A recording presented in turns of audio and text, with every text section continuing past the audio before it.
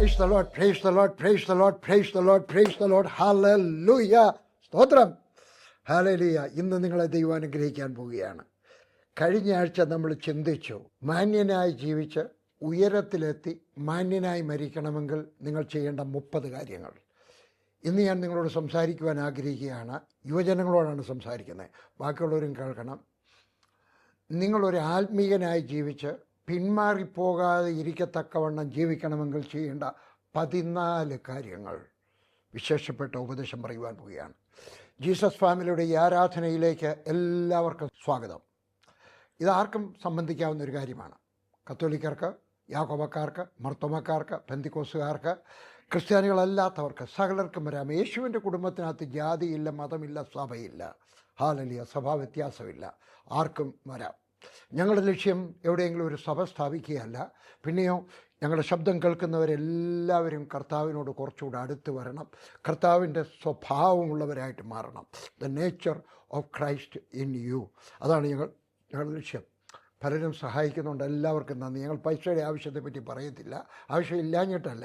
ഞങ്ങളുടെ ഇതിൻ്റെ ലക്ഷ്യം പൈസ ഉണ്ടാക്കുകയല്ല, നിങ്ങളുടെ ആത്മീക വളർച്ചയാണ്. എങ്കിലും സഹായിക്കുന്നവർക്ക് നന്ദി. പണമില്ലാതെ കാര്യം നടക്കത്തില്ല. കമ്പ്യൂട്ടറുകാർക്ക് പൈസ കൊടുക്കണം, അവർക്ക് ശമ്പളം കൊടുക്കണം, അല്ലേ? അവർക്കും ജീവിക്കണ്ടായോ? പിന്നെ ടെലിവിഷൻകാർക്ക് പൈസ കൊടുക്കണം, ഇതിനെല്ലാം പൈസ ചിലവുണ്ട്. കർത്താവ് നിങ്ങളെ എല്ലാവരെയും അനുഗ്രഹിക്കട്ടെ. സന്ദേശം ഇവിടെ ആരംഭിക്കുകയാണ്. പറഞ്ഞത് കെന്റ് ഹ്യൂസ്. അദ്ദേഹം പറഞ്ഞതാണ്, the legalistic heart says I will do this thing to gain merit with God. The disciplined heart says, I will do this thing because I love God and want to please Him. മലയാളത്തിൽ പറഞ്ഞാൽ, ഞാൻ വ്യവസ്ഥ പോലെ ചെയ്യുമെന്ന് പറയുന്ന വ്യക്തി പറയും, ദൈവത്തിൻ്റെ നോട്ടത്തിൽ യോഗ്യത നേടാൻ ഞാൻ ഈ കാര്യം ചെയ്യും. എന്നാൽ അച്ചടക്കമുള്ള ഡിസിപ്ലിനുള്ള വ്യക്തി ഇപ്രകാരം പറയും, ഞാൻ ദൈവത്തെ സ്നേഹിക്കുകയും അവനെ സന്തോഷിപ്പിക്കാൻ ആഗ്രഹിക്കുകയും ചെയ്യുന്നു, അതിനാൽ ഞാൻ ഈ കാര്യം ചെയ്യും. നമ്മളൊരു ഡിസിപ്ലിനുള്ള വ്യക്തിയായിരിക്കണം. ദൈവത്തെ സന്തോഷിപ്പിക്കാൻ, എനിക്കെന്തെങ്കിലും കിട്ടാനല്ല, ദൈവത്തിനെ സന്തോഷിപ്പിക്കാൻ, അവൻ്റെ മുഖത്തൊരു പുഞ്ചിരി വിരിയുന്നത് കാണുവാൻ ഞാൻ ഇത് ചെയ്യും, ഇന്നതൊക്കെ ചെയ്യത്തില്ല. ഒരു ഡിസിപ്ലിനുള്ള ജീവിതം. സന്ദേശം ഇവിടെ ആരംഭിക്കുകയാണ്, അല്ലേ? മാന്യനായി ജീവിച്ച് മാന്യനായി മരിക്കുവാൻ ചെയ്യേണ്ട 30 കാര്യങ്ങൾ കഴിഞ്ഞ ആഴ്ച കണ്ടു. ഇന്ന് നമുക്ക് കാണാം, ആത്മീകനായി ജീവിച്ച് ആത്മീകനായി മരിക്കുവാൻ 14 ഉപദേശങ്ങൾ എന്ന് പറഞ്ഞാൽ പിന്മാറിപ്പോകാൻ ആക്കി തീർക്കാവുന്ന 14 ഉപദേശങ്ങൾ. ഒന്നാമത്തെ ഭാഗം, ഈ 6 കാര്യങ്ങൾ നിങ്ങൾ ചെയ്യാമെങ്കിൽ നിങ്ങൾക്ക് പിന്മാറിപ്പോകുവാനുള്ള സാധ്യത വളരെ വളരെ വളരെ കുറവായിരിക്കും. ഒന്ന്, ദിവസവും നിങ്ങൾ വേദപുസ്തകം വായിക്കണം. വേദപുസ്തകമായിട്ട് നിങ്ങളൊരു പ്രേമത്തിലായിത്തീരണം, സ്നേഹബന്ധത്തിലായിത്തീരണം. അതൊരു ചടങ്ങല്ല, ചടങ്ങായിട്ട് വായിക്കണം. ചിലർ കഴിക്കുക വേദപുസ്തകം വായിച്ചില്ലെങ്കിൽ ദൈവം കോപിക്കുമോ, പിന്നെ ദൈവം ഒരു ചൂരലും കൊണ്ടിരിക്കുക, ആരൊക്കെയാണ് വേദപുസ്തകം അവരെ അടിക്കാനായിട്ട്? അല്ല, അതൊരു ചടങ്ങായിട്ടല്ല. ദൈവം കോപിക്കുമെന്നുള്ളത് കൊണ്ടല്ല, വായിച്ചാൽ ദൈവം സന്തോഷിക്കുമെന്നുള്ളത് കൊണ്ടാണോ? അതുകൊണ്ടുമല്ല. പിന്നെയോ ദൈവം ഒരു കണ്ണാടി പോലെ ഉപയോഗിക്കണം. ഒരു കണ്ണാടി, അല്ലേ? ദൈവത്തിൻ്റെ വചനം വായിക്കുമ്പോൾ ഇതുപോലാണോ എൻ്റെ ജീവിതം, ഇതുപോലാണോ എൻ്റെ ജീവിതം, ഇതുപോലാണോ എൻ്റെ ജീവിതം. അതുകൊണ്ട് ദൈവത്തിൻ്റെ വചനത്തെ ഒരു കണ്ണാടി പോലെ നമ്മൾ ഉപയോഗിക്കണം. എന്നെ കാണാൻ, എൻ്റെ അകത്തെ മനുഷ്യനെ കാണാൻ, എൻ്റെ അകത്തുള്ള മനുഷ്യൻ്റെ തനി സ്വരൂപം എനിക്ക് കാണുവാൻ, അല്ലെങ്കിൽ അവൻ്റെ രൂപം എന്നിൽ വരുവാൻ തക്കവണ്ണം. നിങ്ങൾ കേട്ടിട്ടുണ്ട്, ഞാനും ഒരിക്കൽ പ്രസംഗിച്ചതാണ്, അല്ലേ? ഒരു തട്ടാൻ സ്വർണം ഒരുക്കുമ്പോൾ അവൻ്റെ സ്വരൂപം, അവൻ്റെ മുഖച്ഛായ ആ സ്വർണത്തിൽ കാണുമ്പോൾ, ശുക്ല സ്വർണമായി കഴിയുമ്പോൾ ആ സമയത്താണ് അവൻ അത് ഉരുക്കുന്നത്, നിർത്തുന്നത്. അതുപോലെ ക്രിസ്തുവിൻ്റെ ഭാവം നമ്മളിൽ ഉണ്ടാകണം. ഹല്ലേലൂയ. എന്ന് പറഞ്ഞാൽ നമ്മൾ വായിച്ചുകൊണ്ടിരിക്കുമ്പോൾ പരിശുദ്ധാത്മാവിന് എവിടെയെങ്കിലും നമ്മുടെ ജീവിതത്തിനകത്തൊരു സർജറി നടത്തണമെങ്കിൽ സർജറി നടത്തുവാനായിട്ട് ഓരോ ദിവസം കഴിയുമ്പോഴും നമ്മൾ കുറേ കൂടി കർത്താവ് ആഗ്രഹിക്കുന്ന ഒരു ആത്മീക മനുഷ്യനായി തീരുവാൻ നമ്മൾ ശ്രമിക്കണം. ഓരോ ദിവസം കഴിയണം, ഡേ ആഫ്റ്റർ ഡേ ക്രിസ്തുവിൻ്റെ ഭാവം എന്നിൽ ഉണ്ടാവണം. എന്നെ കാണുന്ന എൻ്റെ മരുമകൾ പറയണം, എന്നെ കാണുന്ന എൻ്റെ ഓഫീസിൽ ജോലി ചെയ്യുന്ന പെൺകുട്ടി പറയണം, എന്നെ കാണുന്ന എൻ്റെ അയൽക്കാരി പറയണം, അദ്ദേഹം ഒരു ദൈവമനുഷ്യനാണ്, ആ സ്ത്രീ ഒരു ദൈവത്തിൻ്റെ മകളാണ്. അവർ ചുമ്മാതെ പറയുകയല്ല, അവരുടെ ജീവിതത്തിനകത്ത് അത് കാണുവാൻ കഴിയും. ഞാൻ രാവിലെയും വൈകിട്ടും വേദപുസ്തകം വായിക്കും. മാത്രമല്ല, ഞാൻ ചില പ്രസംഗങ്ങളും കേൾക്കും. എൻ്റെ ഫോണിനകത്ത് ഒരു 100-300 പ്രസംഗങ്ങൾ ഞാൻ സേവ് ചെയ്ത് വെച്ചിട്ടുണ്ട്. ചിലരെൻ്റെയൊക്കെ പറഞ്ഞു, കഴിഞ്ഞ പ്രാവശ്യം സംസാരിച്ചോ പറഞ്ഞു, ഞങ്ങൾ യൂട്യൂബിനകത്തൊക്കെ കണ്ടു കഴിയുമ്പോഴത്തേക്ക് പിന്നെ ഞങ്ങൾക്ക് ആവശ്യമില്ലാത്ത സന്ദേശമൊക്കെ കയറി വരുന്നു, അതെന്തോ ചെയ്യണമെന്ന്. അത് കാണരുത്. നമ്മുടെ ജീവിതത്തിനകത്ത് ഒരു അതിരിടാൻ നമ്മൾ പഠിച്ചിരിക്കണം. ബൗണ്ടറി ഇല്ലാത്ത ജീവിതം വല്ലതുമൊക്കെ കയറി വരും, വല്ല മൃഗങ്ങളുമൊക്കെ കയറി വരും. അതാണ് ആദാമിന് പറ്റിയ തകരാറ്. ആദാമിൻ്റെ തോട്ടത്തിൽ, കാവലിനെ ഏൽപ്പിച്ചിരുന്ന തോട്ടത്തിൽ സാത്താൻ കയറി വന്നു. അവിടെയാണ് കുഴപ്പമുണ്ടായത്. അത് ചോവിന് കാത്തില്ല. അപ്പം നമ്മുടെ തലച്ചോറിനെയും നമ്മുടെ മനസ്സിനെയും നമ്മുടെ ഫോണിനെയും ഒക്കെ കാത്തു സൂക്ഷിക്കാൻ, അതും അല്ലെങ്കിൽ ഒരു കാര്യം ചെയ്താൽ കുറച്ചങ്ങ് സേവ് ചെയ്തിട്ട് പിന്നെ അത് കേൾക്കാമല്ലോ. പിന്നെ യൂട്യൂബിനകത്ത് പോകേണ്ട ആവശ്യമില്ല, യൂട്യൂബിനകത്തൊന്നും നിങ്ങൾക്ക് സേവ് ചെയ്തിടാം. ഞാൻ അങ്ങനെ എൻ്റെ ഓഫീസിലുള്ള ഒരാളുടെയൊക്കെ പറഞ്ഞിട്ടുണ്ട്, കുഞ്ഞ് ഇതിനകത്തൊരു 300 സന്ദേശം സേവ് ചെയ്താട്ടെ. അതൊരു 3-4 പ്രാവശ്യം വീതം ഞാൻ ഒരെണ്ണം കേൾക്കും. അത് കഴിയുമ്പോൾ പിന്നെ ഞാൻ വേറൊരു 10-300 സേവ് ചെയ്തിടും. ഹല്ലേലൂയ. രാവിലെയും വൈകിട്ടും കേൾക്കും. ഹല്ലേലൂയ.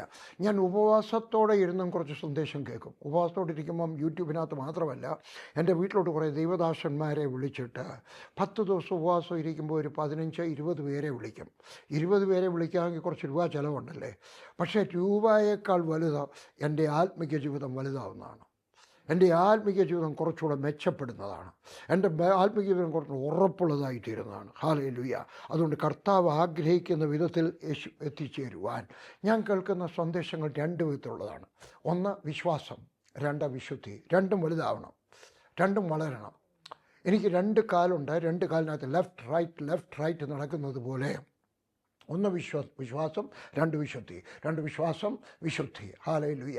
വിശ്വാസത്തിനകത്ത് ഒത്തിരി വളർന്നാലും വിശുദ്ധിയില്ലെങ്കിൽ മൂക്കുകുത്തി വീഴും. ദൈവത്തിന് അപമാനമാവും, കുടുംബത്തിന് അപമാനമാവും, നമ്മുടെ മക്കൾക്ക് അപമാനമാവും.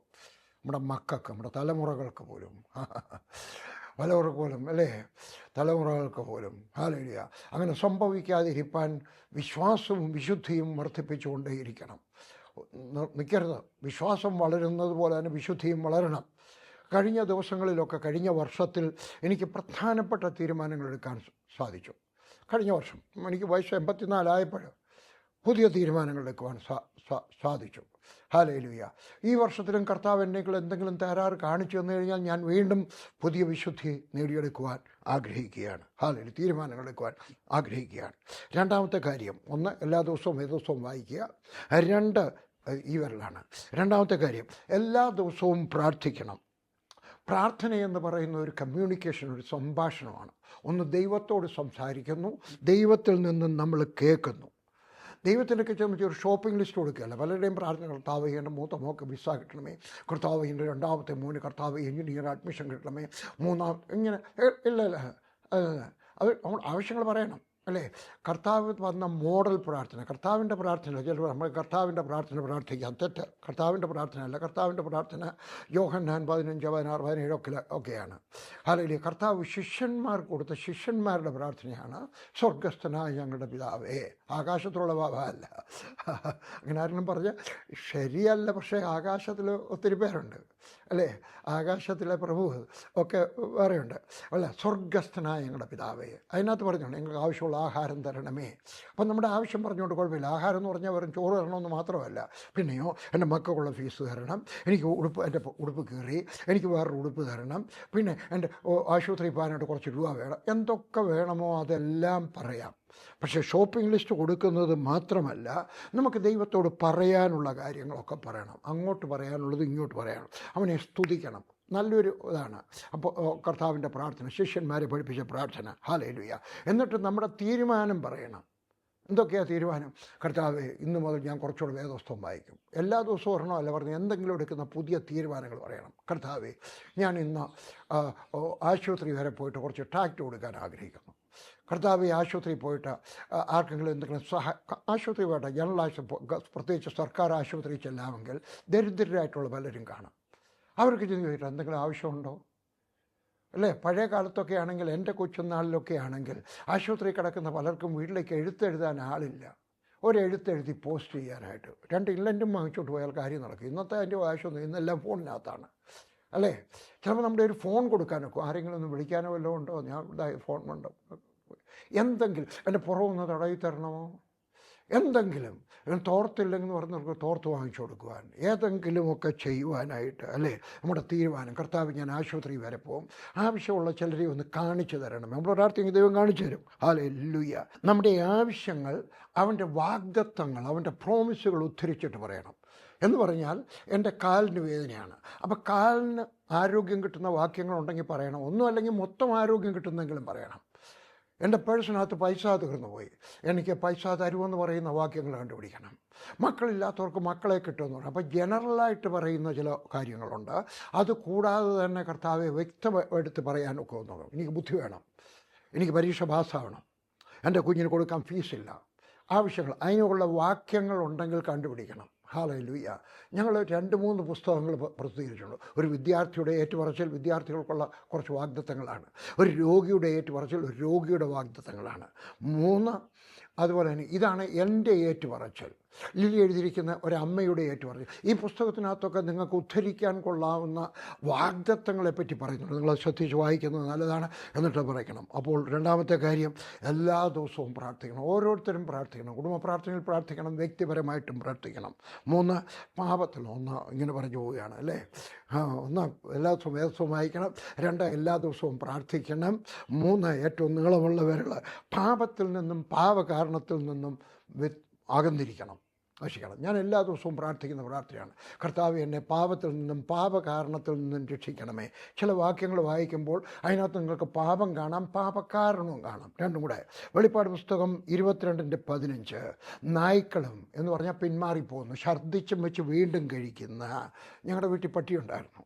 അപ്പോൾ പട്ടി ഞങ്ങൾ കണ്ടിട്ടുണ്ട്, കഴിച്ചു കഴിയുമ്പോൾ പിന്നെയും ഛർദ്ദിച്ചു വെച്ച് പിന്നെയും പോയിരുന്ന് കഴിക്കുന്നത് അല്ലേ. അപ്പോൾ നായ്ക്കൾ, പിന്മാറിപ്പോകുന്നവർ, ക്ഷുദ്രക്കാർ അല്ലേ, ദുർനടപ്പുകാരെന്ന് പറഞ്ഞാൽ ശരിയായിട്ട് മനസ്സിലാകത്തില്ല. അതിൻ്റെ അർത്ഥം അവിഹിത ബന്ധം, വ്യഭിചാരം എന്നാണ് അതിനർത്ഥം. വാസ്തവത്തിൽ അവിഹിത ഫോർണിക്കേഷൻ എന്നാണ് വാക്കെഴുതിയിരിക്കുന്നത്. അതിൻ്റെ അർത്ഥം വിവാഹം കഴിക്കുന്നതിന് മുമ്പുള്ള പരസ്ത്രീ പരപുരുഷ ബന്ധമെന്നാണ്. കൊലപാതകന്മാരും ബിംബാരാധികളും പോഷ്കൽ പ്രിയപ്പെട്ടവരും എന്ന് പറയുന്നത് കള്ളം പറയുന്നതിൽ ഉണ്ടാക്കുന്നവരും അവയെ പ്രവർത്തിക്കുകയും ചെയ്യുന്നവർ. ഇനിയുണ്ടോ? നിങ്ങൾ വേദപുസ്തകം നോട്ട്ബുക്ക് ഉണ്ടെങ്കിൽ എഴുതിയെടുത്താട്ടെ കേട്ടോ. ഗലാത്യർക്ക് എഴുതിയ ലേഖനം 5:19 കേട്ടാട്ടെ. ജഡത്തിൻ്റെ പ്രവൃത്തികളോ ദുർനടപ്പ്, അശുദ്ധി, ഫോർണിക്കേഷൻ, ദുഷ്കാമം, വഴിപിഴച്ച ലൈംഗിക ചേഷ്ടകൾക്കാണ് ദുഷ്കാമം എന്ന് പറയുന്നത് കേട്ടോ. ശരിയായിട്ടുള്ളതല്ല ദുഷ്കാമം. വിഗ്രഹാരാധന, ആഭിചാരം, പക, പിണക്കം, ജാരശങ്ക, ക്രോധം, ശാഠ്യം, ദ്വന്ദ്വപക്ഷം, ഭിന്നത, അസൂയ, മദ്യപാനം, വെറിക്കൊത്ത. ഇതിനകത്ത് ചിലത് പാപങ്ങളാണ്, ചിലത് പാപകാരണമാണ് അല്ലേ. ഭിന്നത അല്ലയോ, ചിലപ്പം സഭയിൽ ഭിന്നത ഉണ്ടായെന്ന് വരും, അസൂയ ഉണ്ടായെന്ന് വരും അല്ലേ. നിങ്ങൾക്കൊക്കെ ഉണ്ടെങ്കിൽ എനിക്കൊക്കെ ഉണ്ടായിട്ടുണ്ട് അസൂയ. അവർക്ക് നല്ല വേലയായി കഴിയുമ്പോൾ, സൂക്ഷിച്ചായിട്ട് വേലയായി കഴിയുമ്പോൾ എനിക്ക് ഉണ്ടായിട്ടുണ്ട്. കുറവാണെന്ന് പറഞ്ഞാൽ ഇച്ചിരിയെങ്കിലും ഉണ്ട്. അപ്പം ചിലത് പാപം, ചിലത് പാപകാരണം. ഇതാ 1 കൊരിന്ത്യർ 6:9 അന്യായം ചെയ്യുന്നവൻ ദൈവരാജ്യം അവകാശമാക്കുകയില്ല. നിങ്ങളെ തന്നെ വഞ്ചിക്കാതിരിപ്പീൻ. ദുർനടപ്പുകാർ, ഫോർണിക്കേഷൻ, വിഗ്രഹാരാധികൾ, വ്യഭിചാരികൾ, സ്വയഭോഗികൾ, പുരുഷകാമികൾ, കള്ളന്മാർ, അത്യാഗ്രഹികൾ, കവറ്റസ് എന്ന് പറഞ്ഞാൽ അയലത്തുകാരൻ്റെ കൂടെ വേണം. പെങ്ങൾ ഗൾഫിൽ നിന്ന് അയച്ചു തന്ന രൂപയും നമ്മുടേതാക്കണം. അയലത്തുകാരൻ്റെ സ്വത്തുകൂടെ അതിലൂടെ നമ്മൾ മാന്തിയെടുക്കണം അല്ലേ. ചിലർക്ക് സ്ത്രീധനം കെട്ടി കഴിയുമ്പോഴത്തേക്ക് കരച്ചില്ല. എന്താ കാര്യം? മരുമോളെയും കുറ്റം പറയും. എടീ, നിൻ്റെ ചേട്ടത്തി കൊണ്ടുവന്നത് എത്രയാണെന്നറിയാമോ?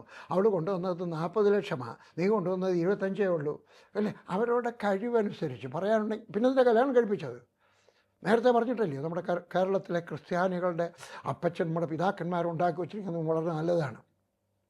ബാക്കിയുള്ളവർ കല്യാണം കഴിഞ്ഞ് കൊച്ചുങ്ങളും ഉണ്ടായി കഴിയുമ്പോഴായിരിക്കും വഴക്കുണ്ടാകുന്നത്. നമുക്കതല്ല. കല്യാണം കഴിഞ്ഞ് കഴിയുമ്പോൾ സ്ത്രീയെ പറ്റി സംസാരിക്കരുത്. ഞാൻ അങ്ങനെ സംസാരിക്കുന്നതിനെ പറ്റി അതിനേക്കാൾ നല്ലത് ചാക്ക് വിരിച്ചിട്ട് ബസ് സ്റ്റാൻഡിൽ പോയിരുന്നിട്ട് പറഞ്ഞാൽ കുറച്ചുകൂടെ രൂപ ആരണേ തെണ്ടിക്കാട്ട. കല്യാണം കഴിയുമ്പോൾ കുറ്റമൊക്കെ പറയരുത്. കവച്ച സത്യാഗ്രഹികൾ, മദ്യപന്മാർ, ദുഷ്കാമൻ. നിങ്ങളതിൻ്റെ സപ്പോർട്ട് നിർത്തരുത് കേട്ടോ. സത്യം പറയും, രൂപ തന്നാലും തന്നില്ലേരും. രൂപയ്ക്കല്ല പ്രസംഗിക്കുന്നത്, ദൈവമേൽപ്പിച്ചിരിക്കുന്ന വചനം പറയുകയാണ്. Hallelujah, hallelujah. ദുഷ്കാമന്മാർ എന്ന് പറഞ്ഞാൽ മറ്റുള്ളവരെ ഇൻസൾട്ട് ചെയ്യുന്നവർ, പരിഹാസ ഭാഷ ഉപയോഗിക്കുന്നവർ. അതാ ദുഷ്കന്മാർ എന്ന് പറയുന്നത്. അല്ല, ചില വാക്കുകളൊന്നും മനസ്സിലാകത്തില്ല. കാരണം അതിന് ശരിയായിട്ടുള്ള വാക്കില്ലാത്തതുകൊണ്ട് അങ്ങനൊരു വാക്ക് ഉണ്ടാക്കി എഴുതിയതായിരിക്കാം, എനിക്ക് അറിഞ്ഞുകൂടാ കേട്ടോ. ഹല്ലേലൂയ. എന്തായാലും ഞാൻ അതിനകത്ത് ഡിക്ഷണറിക്കകത്ത് പോയി നോക്കി, അതിൻ്റെ മൂലഭാഷയിൽ പോയി നോക്കി. മറ്റുള്ളവരെ ഇൻസൾട്ട് ചെയ്യാൻ, പരിഹാസ ഭാഷ ഉപയോഗിക്കുന്നവർ, പിടിച്ചുപറിക്കാർ എന്നിവർ ദൈവരാജ്യം അവകാശമാക്കിയില്ല. പിടിച്ചുപറിക്കാർ, സ്ത്രീധനം അവിടെ ചെന്ന് ചതുർവാര അതെ, എൻ്റെ കയ്യിൽ ഇത്രയേ ഉള്ളൂ കേട്ടോ. അത്രയും നോക്കത്തില്ല. ഞങ്ങൾക്ക് കുറഞ്ഞത് ഒരു 3 ലക്ഷം രൂപയെങ്കിലും കിട്ടണം. എടാ, അവരുടെ കയ്യിൽ ആ 1 ലക്ഷമേ തരാനുള്ളൂ. ഒന്നും തരാനില്ലെങ്കിൽ ഞാൻ കല്യാണം നടത്തിയിട്ടാണ് പറയുന്നത്. എൻ്റെ ആ മക്കളെ കെട്ടിച്ചെടുത്ത് പോയി ചോദിച്ചാട്ടാ, ചോദിച്ചിട്ടുണ്ടോയെന്നോ? ഇല്ല, ഞാൻ അവരൊക്കെ പറഞ്ഞു കളിപ്പിക്കരുത് തന്നെ. നിങ്ങളുടെ മോക്ക് കൊടുക്കാനുള്ളത് ഈക്വലായിട്ട് കൊടുക്കണം, കളിപ്പിക്കരുത്. അതുകൊണ്ട് ഇതൊന്നും ഇങ്ങനെയുള്ളവർ ചെയ്താൽ എന്ന് പറഞ്ഞപ്പോൾ ഇതിനകത്ത് കുറച്ചൊക്കെ ഇനി വേണമെങ്കിൽ വാക്യങ്ങൾ എഴുതിയാട്ടെ കേട്ടോ. കൊലോസ്യർക്ക് ലേഖനം 3-ാം അധ്യായത്തിൻ്റെ 5 മുതൽ 8 വരെ ഇതൊക്കെ വായിക്കണം. ഇതിനകത്തൊക്കെ പറഞ്ഞാൽ ചിലത് പാപങ്ങളാണ്, ചില പാപകാരണങ്ങളാണ്. പ്രാർത്ഥിക്കണം, കർത്താവേ പാപത്തിൽ നിന്ന് തന്നെ അകറ്റി നിർത്തണമേ.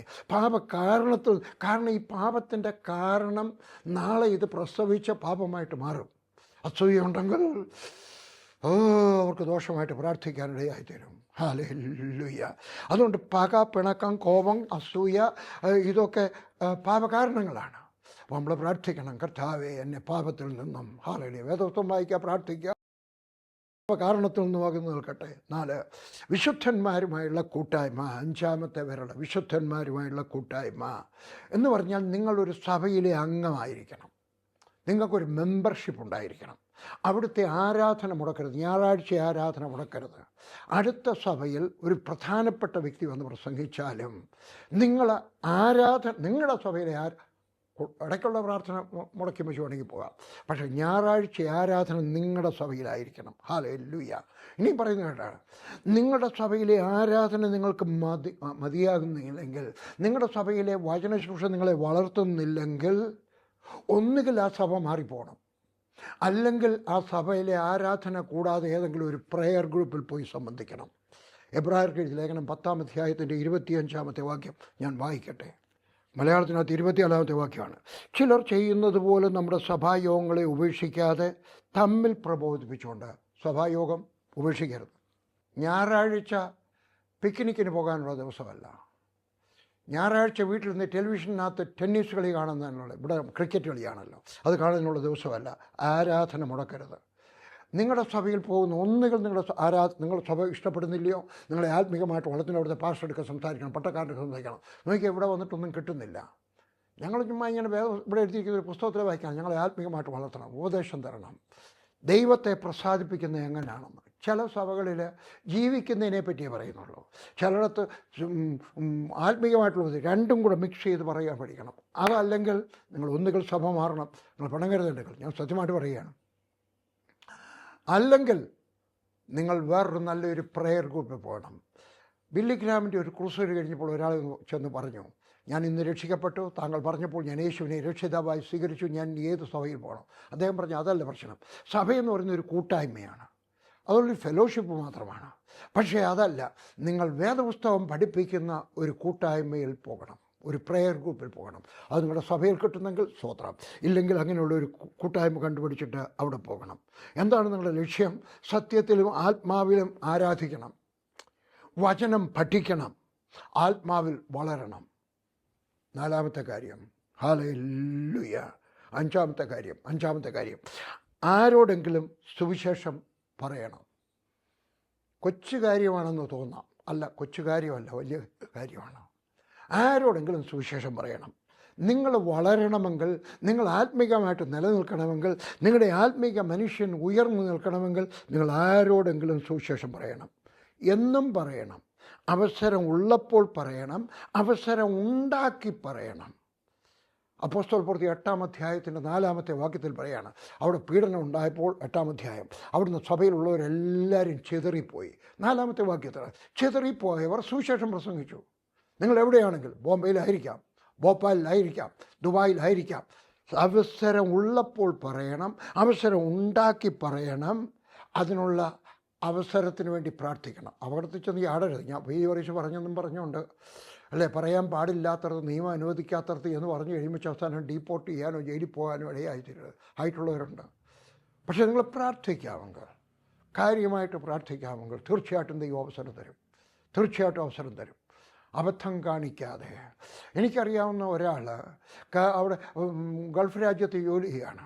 അവിടെ ചെയ്തുകൊണ്ടിരുന്നപ്പോഴത്തേക്ക് കുറച്ച് പുസ്തകങ്ങൾ വാങ്ങിച്ചിട്ട് പുതിയ നിയമം വാങ്ങിച്ചു കഴിഞ്ഞും വെച്ച് എല്ലാ കാറിൻ്റെയും അവിടെ കാർ ഇച്ചിരി തുറന്നിട്ടേക്കും, കാരണം ഭയങ്കര ചൂടാണ്, ഇച്ചിരിയും തുറന്നിട്ടേക്കും. അതിനകത്തൂടെ എല്ലാം കൊണ്ടുവന്നിട്ട് ഓരോ പുതിയ നിയമം ഇട്ടു. അവസാനം പിടിച്ചു, തിരിച്ചു വിട്ടു അല്ലേ.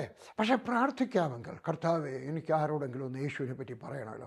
ആ സമയത്തായിരിക്കും അപ്പുറത്തിരിക്കുന്ന വേറൊരു മതത്തിലുള്ള വല്ല മതപണ്ഡിതനായിട്ടുള്ള ഒരാൾ വിഷമിച്ചിരിക്കുന്നു. അന്നേരം ചെന്ന് പറയും, സാറെന്താ വിഷമിച്ചിരിക്കുന്നത്, എന്തെങ്കിലും കാര്യം ഉണ്ടെങ്കിൽ പറയണം, സാറിന് അറിയാമല്ലോ ഞാൻ പ്രാർത്ഥിക്കുന്ന ഒരു ക്രിസ്ത്യാനിയാണെന്ന്, പറയാമെങ്കിൽ ഞാൻ പ്രാർത്ഥിക്കാം കേട്ടോ.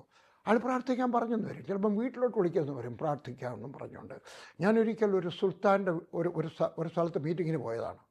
ചെന്ന് കഴിഞ്ഞപ്പോൾ എന്നെ ഒരു ദിവസം ഫോൺ ചെയ്തു. ഞാനൊരു വില്ലായി താമസിക്കുകയാണ്, ഒരു വില്ല എൻ്റെ പേരിൽ എഴുതി തന്നിരിക്കുക. എന്ന് വെച്ചാൽ ബോർഡ് വെച്ചതേ ഉള്ളൂ, PG വർഗീസ് ഒരു വില്ലായിൽ. അന്നേരം വില്ലായിൽ PG വർഗീസിൻ്റെ പേരിലൊരു വില്ല 2 ആഴ്ചത്തേക്ക് കിട്ടിയതാണ്. ഹല്ലേലൂയ. അപ്പോൾ ഫോൺ വന്നു പറഞ്ഞ് ഞാൻ ഷേക്ക് ഇന്നാരും സംസാരിക്കാൻ പേടിച്ചു. എൻ്റെ ദൈവമേ, ഷേക്ക് വിളിക്കുന്നു, എന്താ കാര്യം, വല്ലതും കുഴപ്പമാണെന്നോ? പേടിയെന്ന് പറഞ്ഞു കഴിഞ്ഞാലേ അവിടെ ഞാൻ വല്ലതും കുഴപ്പം കാണിച്ചിട്ടാണെന്നോ, അങ്ങോട്ടെങ്കിൽ എന്നെ വിളിക്കത്തില്ല, പോലീസ് വരത്തേ ഉള്ളൂ, എങ്കിലും അങ്ങ് എന്താ പറഞ്ഞ് എൻ്റെ വീട്ടിൽ വരെ വരണം. ഞാൻ പറഞ്ഞു ഞാൻ വരത്തില്ല, കാരണം ആ നാട്ടിൽ നിയമം അനുവദിക്കുന്നില്ല. ഒരു മുസ്ലിം ഉണ്ടെങ്കിൽ ഒരു കല്യാണത്തിന് ചോറ് വെച്ചാൽ പോലും ആഹാരത്തിന് പ്രാർത്ഥിക്കാൻ പാടില്ലെന്നാണ് നിയമം. അവിടെയാണ് എന്നെ വിളിച്ചിരിക്കുന്നത്. പറഞ്ഞ് ഞങ്ങളുടെ വീട്ടിൽ വരെ വരണം. ഞാൻ പറഞ്ഞു ഞാൻ വരത്തില്ല. പറഞ്ഞു നിങ്ങളുടെ പാസ്റ്ററുടെ നിന്ന് ഞാൻ അനുവാദം വാങ്ങിച്ചിട്ടുണ്ട്, ഇന്നാര് പറഞ്ഞിട്ടാണ് വിളിക്കുന്നത്. ഞാനപ്പോൾ പാസ്റ്ററെ വിളിച്ചു ചോദിച്ചു. പാസ്റ്റർ പറഞ്ഞു പോയാട്ടെ, അവിടെ ജോലി ചെയ്യുന്ന ചിലർ നമ്മുടെ വിശ്വാസികളാണ്, അവർ പറഞ്ഞിട്ടാണ്. അപ്പോൾ കുറച്ച് കഴിഞ്ഞപ്പോൾ ഞാൻ സമ്മതിച്ചു. അദ്ദേഹം വന്നു കാറിനകത്ത്. അദ്ദേഹം ആ കാർ ഓടിക്കുന്നത് വലിയ കാർ, നീണ്ട കാറ്. അതിനകത്ത് ചെന്നു അങ്ങോട്ട് പോയിട്ട് പറയാം കേട്ടോ. അവിടെ ചെന്ന് കഴിഞ്ഞാൽ എനിക്കൊന്ന് ബാത്റൂമിൽ പോകണം, ഒന്ന് ഷൂ ചെയ്യണം. ചെന്നപ്പം സ്വർണത്തിൻ്റെ കക്കൂസിൻ്റെ സീറ്റ്, സ്വർണം, പ്യുവർ ഗോൾഡ്, 24 കാരറ്റ് ഗോൾഡ്. അത് അത്രയ്ക്ക് വലിയ ഉണക്ക ഷേക്കാണ്. അപ്പം അവിടെ ചെന്നു ഇരുന്ന് കഴിഞ്ഞുമ്പോൾ ചെണ്ടൊക്കെ പറഞ്ഞ് ഞങ്ങൾക്ക് വേണ്ടി ഒന്ന് പ്രാർത്ഥിക്കണം.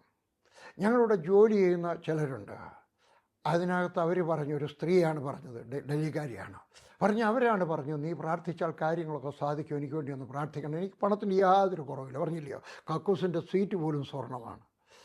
പറഞ്ഞു ഞാൻ ഉറങ്ങുമ്പോഴും രാത്രിയിലും ഞാൻ എൻ്റെ ഓയിലൊക്കെ ഇങ്ങനെ പമ്പ് ചെയ്തുകൊണ്ടിരിക്കുകയാണ്, ഇഷ്ടം പോലെ രൂപയുണ്ട്, പക്ഷേ വേറെ ചില കാര്യങ്ങളൊക്കെ ഉണ്ട് എന്ന് പറഞ്ഞു. ചെന്നടിക്കുന്ന എൻ്റെ അമ്മാച്ചനോട് വന്നിട്ടുണ്ടായിരുന്നു എന്നെ കൊണ്ടുപോകാനായിട്ട്. പറഞ്ഞിരിക്കാൻ അങ്കിൾ, ഏത് വിധത്തിലെ അങ്കിളെന്ന് മനസ്സിലായി, അപ്പൻ്റെ അനിയനോ വല്ലതും ആയിരിക്കാം. പറഞ്ഞ് എൻ്റെ അങ്കിളാണ്, അദ്ദേഹത്തിന് ചെവി കേൾക്കുന്നില്ല, ഒന്ന് പ്രാർത്ഥിക്കാമോ? ഞാൻ പറഞ്ഞു ഞാൻ പ്രാർത്ഥിക്കാം, പക്ഷേ അറിയാമോ ഞാൻ യേശുവിൻ്റെ പേരിലാണ് നാമത്തിലാണ് പ്രാർത്ഥിക്കുന്നത്, അറിയാം. നിങ്ങൾക്കറിയാമോ ഞാൻ പ്രാർത്ഥിച്ചാൽ അത്ഭുതം നടക്കണമെന്നില്ല, ദൈവം പ്രവർത്തിച്ചെങ്കിൽ മാത്രമേ പ്രവർത്തിക്കത്തുള്ളൂ, അതും അറിയാം. ഞാൻ പറഞ്ഞു ഏലിയാവോ, അദ്ദേഹം മുസ്ലിം ആയതുകൊണ്ട് അദ്ദേഹത്തിന് അറിയാം. ഞാൻ പറഞ്ഞു ഏലിയാവ് 7 പ്രാവശ്യം പ്രാർത്ഥിച്ചു, അതുപോലെ ഞാനും കർത്താവ് തരുന്നത് വരെ പ്രാർത്ഥിക്കും, നടന്നില്ലെങ്കിൽ എന്നെ കുറ്റം പറയരുത്. പറഞ്ഞില്ല. ശരി, ഞാൻ അദ്ദേഹത്തിൻ്റെ ചെവിക്കകത്ത് കൈവച്ച് പ്രാർത്ഥിച്ചു. കർത്താവ് യേശുവേ, നീ എനിക്ക് മനസ്സിലാദ്യം പ്രാർത്ഥിച്ചു, നീ എന്നിരിക്കുന്ന അവസരമാണല്ലോ കർത്താവേ, നീ ഒരത്ഭുതം ചെയ്യണം നിൻ്റെ നാമമഹത്വത്തിന് വേണ്ടി. കർത്താവ് യേശുവിൻ്റെ നാമത്തിൽ ചെയ്ത് തുറക്കുക, കർത്താവ് യേശുവിൻ്റെ നാമത്തിൽ ചെയ്ത് തുറക്കുക. എന്നിട്ട് ഞാൻ മാറിപ്പോയി എന്നിട്ട് കുട്ടി, യേശുവിൻ്റെ നാമത്തിൽ കേൾക്കാമോ? കേൾക്കത്തില്ല. കേൾക്കാമോ? കേൾക്കത്തില്ല. കേൾക്കാമോ? കേൾക്കത്തില്ല. അടുക്കലോട്ട് എന്ന് വെച്ച് ഇപ്പോൾ കേൾക്കാം. അപ്പോൾ ഞാൻ പറഞ്ഞു ഞാൻ ഒന്നുകൂടെ പ്രാർത്ഥിക്കാം. ഏലിയാവ് 7 പ്രാവശ്യം പ്രാർത്ഥിച്ചെന്ന് പറഞ്ഞു. ഞാൻ 2 പ്രാവശ്യം പ്രാർത്ഥിക്കാം. രണ്ടാമതും പ്രാർത്ഥിച്ചു. എന്നിട്ട് ഞാൻ ഇങ്ങോട്ട് മാറി എന്ന് വെച്ച് പറഞ്ഞു കേൾക്കാമോ? കേൾക്കത്തില്ല. കേൾക്കാമോ? കേൾക്കത്തില്ല. കേൾക്കാമോ? അച്ചിരിച്ചക്കാർ കേൾക്കാമോ? അടുത്തിയെന്ന് പറഞ്ഞ് കേൾക്കാം. ഞാൻ പറഞ്ഞു എന്നെക്കൊണ്ട് ഇത്രേ ചെയ്യത്തുള്ളൂ, ഞാനല്ല സൗഖ്യമാക്കുന്നു. ഞാൻ ഇരുന്നു. അവരെനിക്ക് ചായയൊക്കെ തന്നു. അയ്യോ, ചായയൊക്കെ തന്നത് കാണണമായിരുന്നല്ലോ, 1-ാം തരം ചായ. ആ കൊണ്ടുവന്ന് വിളമ്പുന്നതായിട്ടുള്ള സ്ത്രീ മുട്ടുമ്മേ നിന്നുകൊണ്ടാണ് വിളമ്പുന്നത്, കാരണം ഷേക്കിൻ്റെ അവിടുത്തെ ആളല്ലേ, മുട്ടുമ്മേ നിന്നുണ്ട്, രാജാവിൻ്റെ ആളല്ലേ. തന്നു. പ്രധാനപ്പെട്ട ഷേക്കല്ല കേട്ടോ. ഞാൻ ചായയൊക്കെ കുടിച്ചുകൊണ്ടിരുമ്പോൾ ഞാൻ വർത്താനം പറഞ്ഞപ്പോൾ ഷേക്കിൻ്റെ ആ അമ്മാച്ചൻ അവിടെ നിന്നുകൊണ്ട് പറയുകയാണ്, അമ്മാച്ചൻ ഉപ്പാപ്പൻ അവിടെ നിന്നുകൊണ്ട് പറയാം, നൗ ഐ ഹിയർ. പ്രാർത്ഥിച്ചപ്പോൾ നടന്നില്ല, അത് കഴിഞ്ഞപ്പോൾ കിട്ടി. ഞാൻ നിങ്ങളൊക്കെ പറയുന്നു, നിങ്ങളും പ്രാർത്ഥിക്കാമെങ്കിൽ ഒരവസരം തരും. അതൊരു രോഗശാന്തിക്ക് വേണ്ടി ആയിരിക്കാം. ഒരിക്കൽ ഞാൻ വേറൊരു ഗൾഫ് രാജ്യത്തായിരിക്കും സമയത്ത് എനിക്കൊരു ക്ഷണം കിട്ടി. എൻ്റെയൊക്കെ ഒരാൾ വന്നു വെച്ച് പറഞ്ഞു, ഞങ്ങളുടെ ഷേക്കിൻ്റെ ഒരാൾ രോഗിയായിട്ട് കിടക്കുക, അദ്ദേഹത്തിനൊരാഗ്രഹം, ആരെങ്കിലും പ്രാർത്ഥിച്ച് സുഖമാക്കുന്ന ആൾ വന്നൊന്ന് പ്രാർത്ഥിക്കണം, ബ്രദറിന് പോകാമോ? സുഖമാകുമെന്ന് ഉറപ്പുണ്ടെങ്കിലേ പോകാവൂ, അല്ലെങ്കിൽ പോകരുത്.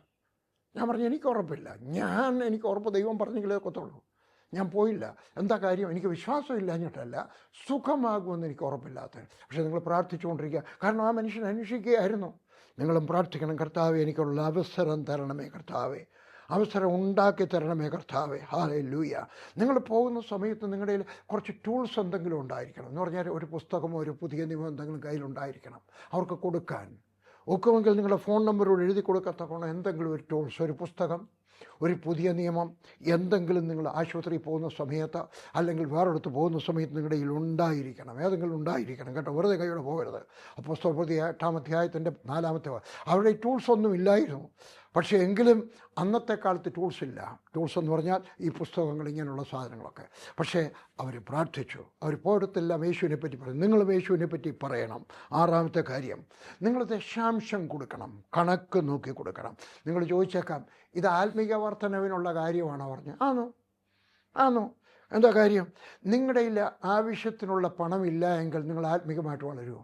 ആരെങ്കിലും പ്രസംഗിച്ചോണ്ടിരിക്കും, എൻ്റെ ഈ പണമൊന്നുമില്ല, എൻ്റെ മോടെ ഓപ്പറേഷനാണ്, 2 ലക്ഷം രൂപ വേണം, എൻ്റെ ഈ 2000 രൂപ പറയുന്ന വല്ലതും കേൾക്കുമോ? തലേ കയറുമോ? ഇല്ല. ഹല്ലേലൂയ. നിങ്ങളുടെ പാനപാത്രം നിറഞ്ഞു കവിയണമെങ്കിൽ വിത്ത് വിതയ്ക്കണം.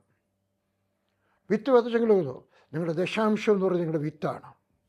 ഒരു ചികിത്സയ്ക്ക് 2 ലക്ഷം രൂപ വേണമെങ്കിൽ, മകൻ MBBS അഡ്മിഷൻ കിട്ടി, അതിന് ഫീസ് കൊടുക്കണമെങ്കിൽ, മകളുടെ വിവാഹം ഉറച്ചു, അതിന് രൂപ വേണമെങ്കിൽ, ഹല്ലേലൂയ, പണം നല്ലതാണ് കേട്ടോ. പണം നല്ലതാണ്.